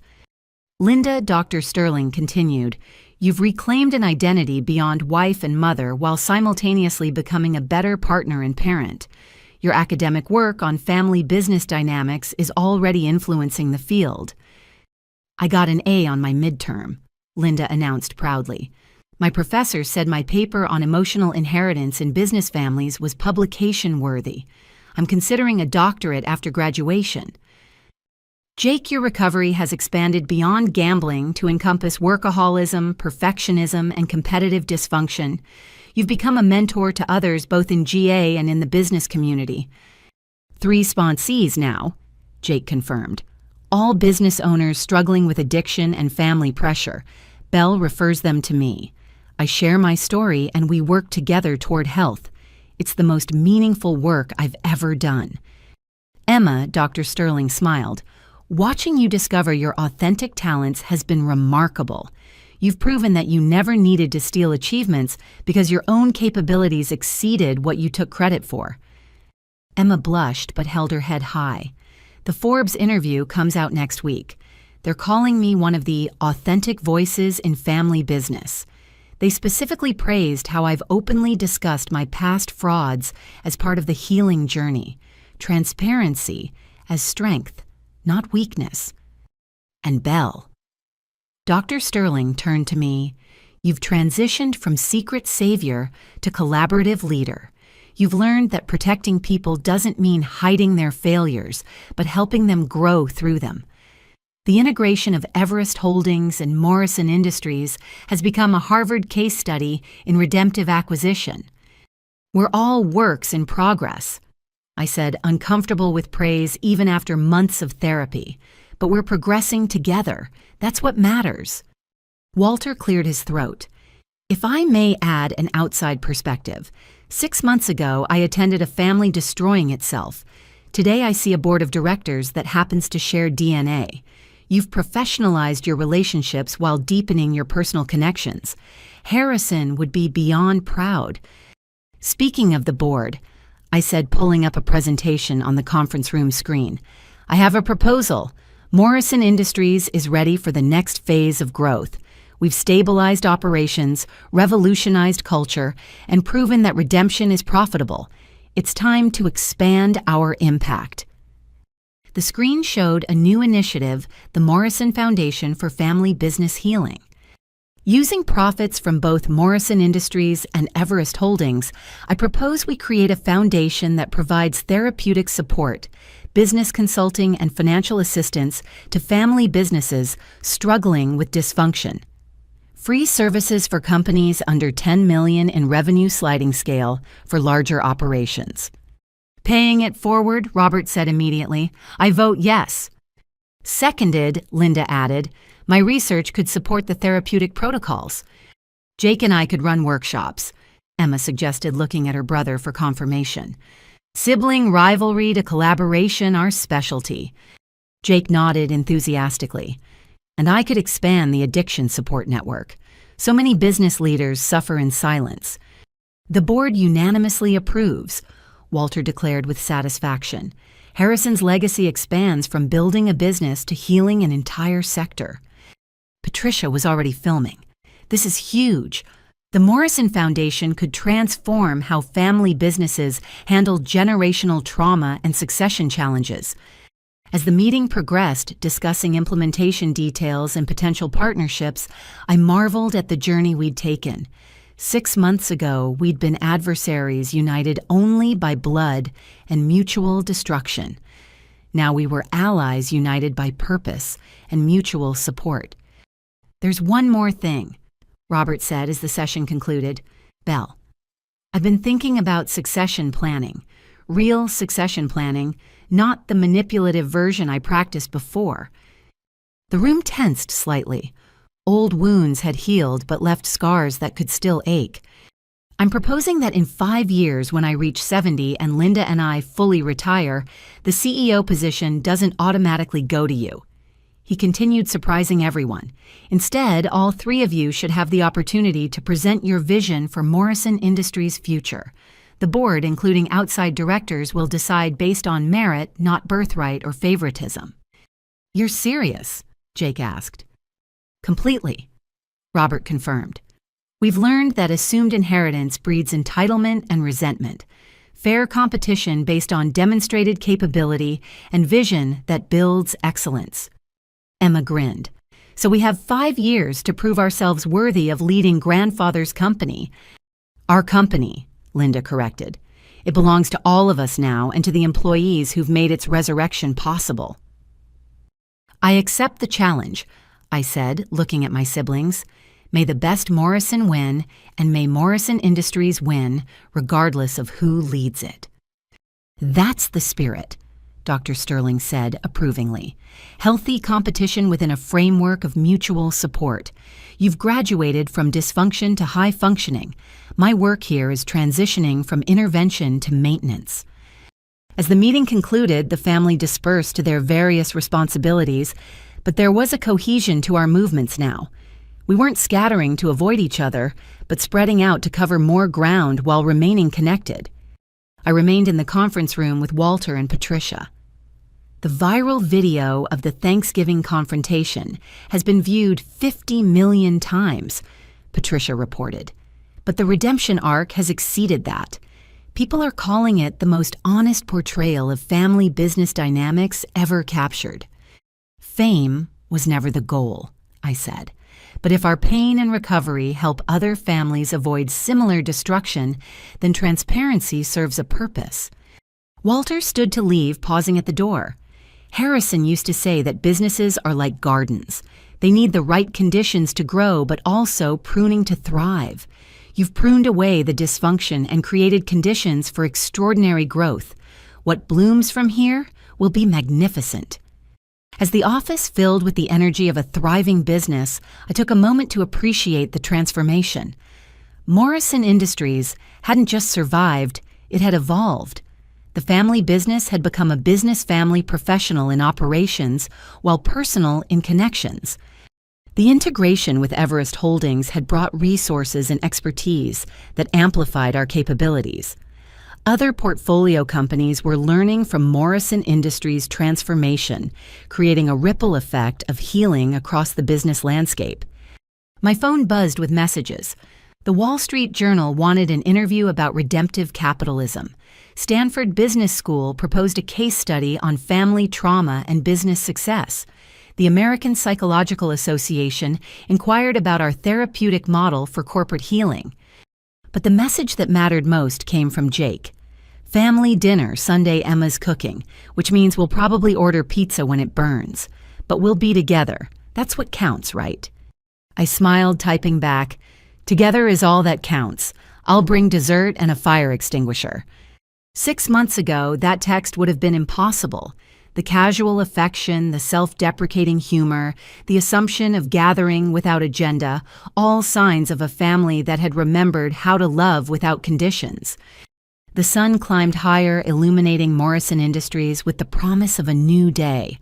Somewhere, I knew Grandfather Harrison and Uncle William were watching, seeing their legacy not just preserved, but transformed into something greater than they'd imagined. The business of family had become the family of business, and both were thriving beyond our wildest dreams. 1 year later, the Morrison family gathered once again for Thanksgiving. This time, the dining room radiated genuine warmth rather than hidden agendas. The same mahogany table that had witnessed our near destruction now hosted our restoration set with china that had been in storage since Grandfather's time, finally worthy of use again. The transformation was evident in every detail. Jake had arrived early to help with cooking, his sleeves rolled up as he worked alongside Emma in the kitchen, their laughter echoing through the house. Linda arranged flowers she'd grown in her new greenhouse, a hobby discovered during therapy that had become a passion. Robert sat in the living room with Daniel, Emma's husband of 6 months, discussing the young man's promotion at Morrison Industries, earned entirely on merit. I stood at the window watching snow begin to fall when Patricia arrived with her family, including her teenage daughter, who'd become fascinated with our story of redemption. Aunt Belle, the girl said shyly, the title still new but growing more natural. I'm writing my college essay about the family business transformation. Is it okay if I interview everyone? Of course, Sarah, I said warmly. But remember, the story isn't finished. We're still writing new chapters every day. The documentary Patricia had produced about our journey had won 3 awards and sparked a national conversation about family business and the courage to change. More importantly, it had helped dozens of families recognize their own toxic patterns and seek help. Places everyone, Emma called from the dining room. Dinner is served, and miracle of miracles, nothing is burned. We gathered around the table, the seating arrangement natural now rather than strategic. Theodore had joined us, no longer estranged, but an integral part of the family's healing. Dr. Sterling sat beside him, having become as much friend as therapist over the months of work together. Before we eat, Robert said, standing with a confidence born of humility rather than arrogance, I'd like to share some news. The Morrison Foundation has officially helped its 100th family business, from the Hendersons in Maine dealing with succession trauma to the Nguyens in California, healing from addiction-related embezzlement. We've proven that our model works beyond just our family. Applause filled the room, genuine and warm. The foundation wouldn't exist without Belle's vision, Linda added, raising her glass of sparkling cider. But its success comes from all of us sharing our struggles honestly. Jake's addiction workshops have saved 3 businesses from bankruptcy. Emma's sibling rivalry seminars have prevented 2 family splits. Even my research on emotional inheritance has helped families recognize patterns before they become destructive. To family, Robert toasted his voice thick with emotion. Not perfect family, but honest family. Not family without problems, but family that faces them together. To family, we echoed glasses touching with crystalline chimes. As we began eating, conversation flowed naturally. Jake shared updates from his sponsees, celebrating victories and acknowledging setbacks with equal grace. Emma discussed her MBA graduation top of her class, with a thesis already being adapted into a book. Daniel spoke about the innovation lab he was launching at Morrison Industries, with full support from leadership that valued fresh perspectives. The numbers are remarkable, Walter said, cutting into his turkey. Morrison Industries' revenue has doubled in 18 months. Employee satisfaction is at 92%. The Everest Holdings portfolio has grown to 20 companies, all implementing variations of our therapeutic business model. More importantly, I added our family happiness index, as Dr. Sterling calls it, has increased infinitely. Hard to calculate percentages when you start from 0. Laughter rippled around the table, the kind that comes from people who've learned to find humor in their hardest truths. Speaking of Dr. Sterling, Emma said with a grin, I have an announcement. Daniel and I are expecting, due in June. And yes, we've already booked parent counseling to make sure we don't repeat family patterns. The celebration that erupted was joyful and genuine. Linda cried happy tears. Robert spoke about being a grandfather who'd learned from his mistakes. Jake promised to be the fun uncle who'd teach the child about resilience and recovery. "Have you thought about names?" Patricia asked, camera discreetly recording this latest chapter. "If it's a boy, Harrison," Daniel said, "after the man who built the foundation we all stand on." "And if it's a girl?" I asked, though something in Emma's smile suggested she already knew. "Belle," Emma said simply, "after the woman who saved us all." I felt tears spring to my eyes, unprepared for this gesture of love and recognition. "No child should carry that burden," I protested gently. "It's not a burden," Emma insisted. "It's a reminder that strength comes from love, that success means lifting others up, and that family is worth fighting for. Those are lessons any child would be blessed to carry." The meal continued with discussions of the future. Morrison Industries was launching an international division taking our model of business healing global. The foundation was developing certification programs for family business therapists. Academic institutions were creating curricula based on our experience. "There's something else," Robert said as dessert was served, his grandmother's apple pie recipe finally used again after years of being too painful a reminder of better times. "I've been discussing with the board, and we've made a decision about succession." The room grew quiet, old anxieties flickering despite our growth.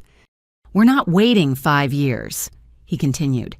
"Effective January 1st, I'm stepping down as chairman. Belle will continue as CEO, Jake as COO, and Emma as CMO.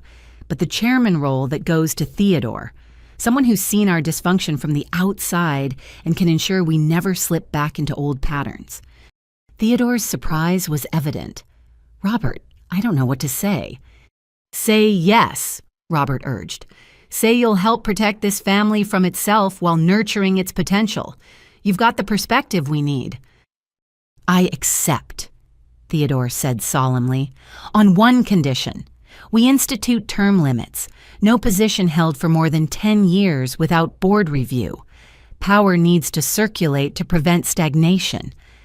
"Agreed," we said in unison, another sign of how far we'd come. As the evening progressed, snow continued to fall outside, blanketing the world in pristine white.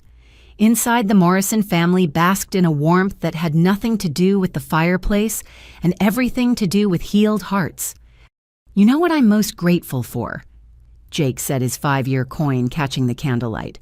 "I'm grateful we fell apart, because if we hadn't hit bottom, we never would have found our way to something better. Our destruction became our salvation." "Beautifully put," Dr. Sterling agreed. "In psychology, we call it post-traumatic growth. You don't just return to baseline after trauma, you transcend it, becoming stronger and wiser than before." To post-traumatic growth, Linda toasted her psychology degree, having given her language for experiences she'd only felt before. Patricia's daughter, who'd been quietly taking notes, raised her hand like she was in class. "I have a question. If you could go back, would you change anything? Would you prevent the whole confrontation from happening?" The family exchanged glances, years of therapy having taught us to consider such questions seriously. "No," I said, finally speaking for all of us. "Every painful moment led us here. Jake's gambling taught us about addiction and recovery. Emma's insecurity revealed the damage of conditional love. Mom and Dad's favoritism exposed generational trauma that needed healing. Even my isolation showed how martyrdom masquerades as virtue. We needed every lesson. The only thing I'd change," Robert added quietly, "is I'd have gotten help sooner. But perhaps we weren't ready. Perhaps we needed Belle to build Everest Holdings to prove that salvation was possible before we could accept it." As the evening wound down, we gathered in the living room where a photographer waited. We decided to commission a new family portrait replacing the stiff, formal one that had presided over our destruction with something reflecting our renewal. "No fake smile," the photographer instructed. "Just be yourselves." The resulting image captured us perfectly. Imperfect people choosing connection over conflict, growth over stagnation, love over fear. Jake's arm draped casually over my shoulder. Emma leaned into Daniel while Linda and Robert held hands. Theodore and Patricia flanked the group, integral parts of our expanded definition of family. Dr. Sterling and Walter sat with us advisors who'd become cherished friends. "One more shot," the photographer said. "This time, everyone look at Belle." The suggestion was spontaneous, but as my family turned toward me, their faces radiated something I'd never dared hope for during those lonely years at Stanford: gratitude, mixed with love, respect, tempered by affection, and most importantly, genuine seeing of who I was rather than who they'd needed me to be. Later, as guests departed and the house quieted, I found myself alone in Grandfather's study with Robert. He was placing the new family portrait on the desk next to the photos from our past. "Your grandfather visited me in a dream last night," he said quietly. "First time since he died. He said 4 words, 'Thank you for Belle.'" "Dad," I started, but he held up his hand. "Let me finish. I spent so many years resenting you for being what I couldn't be, for choosing freedom over obligation. But I see now that your freedom saved us all. You broke the chains I was forging tighter with each year. So from me, not from a dream, but from your father. Thank you, Belle. Thank you for loving us enough to let us fail, and wise enough to catch us when we fell." We embraced then father and daughter, CEO and founder, but mostly just 2 people who'd found their way through darkness into light. As I drove home through the snowy streets, my phone buzzed with messages from other families who'd watched our journey. The Richardsons in Texas were entering family therapy. The Lynns in Seattle had restructured their business to prevent sibling rivalry. The Andersons in Florida had confronted their patriarch's addiction before it destroyed them. Each message reminded me that our story had become bigger than us. The Morrison family redemption had sparked a movement proving that business success and family health weren't mutually exclusive, but mutually reinforcing. I pulled into the driveway of my new home, a modest place compared to what I could afford, but perfect for the life I'd chosen. Inside the wall displayed photos from the past year, Jake's 5-year sobriety celebration, Emma's MBA graduation, my parents' 40th anniversary party, where they'd renewed their vows with honest promises, Morrison Industries' record-breaking quarter celebration, and the Morrison Foundation's ribbon-cutting ceremony. But the photo that mattered most sat on my bedside table, the whole family at Grandfather's grave, on the 1-year anniversary of our transformation. We'd gathered to tell him about our journey, about the family business that had become a business family, about love rediscovered and purpose renewed. In the photo, snow dusted the gravestone where we'd placed flowers and Jake's 6-year coin. Our faces showed tears and smiles in equal measure. The complex emotions of people who'd traveled through hell to find heaven wasn't a destination, but a choice, made daily. As I prepared for bed, my laptop chimed with one final email. The Harvard Business Review wanted to feature our story as their cover article, The Redemption Model: How One Family Transformed Trauma into Triumph. I smiled, typing a quick acceptance before closing the computer. Tomorrow would bring new challenges, new opportunities to prove that redemption wasn't a one-time event, but a continuous choice. Morrison Industries would continue growing. The foundation would help more families. We'd face setbacks and celebrate victories always together. But tonight I simply felt grateful. Grateful for a grandfather who planted seeds of wisdom in rocky soil. Grateful for a family brave enough to change. Grateful for allies who appeared when needed most. And grateful for the hardest moments that had forged us into something unbreakable. The Morrison family story wasn't ending. If anything, it was just beginning. But the chapter on betrayal and destruction had closed forever, replaced by one of healing and hope. We'd proven that love could survive anything if people were willing to do the work of resurrection. Outside, snow continued to fall, covering the world in possibility. Inside, I fell asleep knowing that sometimes the greatest gift you can give your family is the chance to fail coupled with the wisdom to help them rise. And we had risen, oh how we had risen. The business of family and the family of business had merged into something beautiful, a legacy worth leaving, a story worth telling, and a future worth building together. Dear viewers, as we close this chapter of the Morrison family journey, I want to ask you, what patterns in your own family need healing? What conversations have you been avoiding that could lead to transformation? If our story has touched you, please share it with someone who needs to hear that redemption is possible. Like this video if you believe in second chances. Subscribe to follow more stories of families choosing healing over harm. And comment below with your own experiences of family business dynamics, whether triumphant or challenging. Thank you for witnessing our journey from betrayal to belonging. May your own family find the courage to face hard truths and the wisdom to grow through them. Remember, it's never too late to rewrite your family's story. Until next time, this is Belle Morrison reminding you that the strongest families aren't those without problems, but those who face them together. With love and hope for your own transformation. The Morrison family.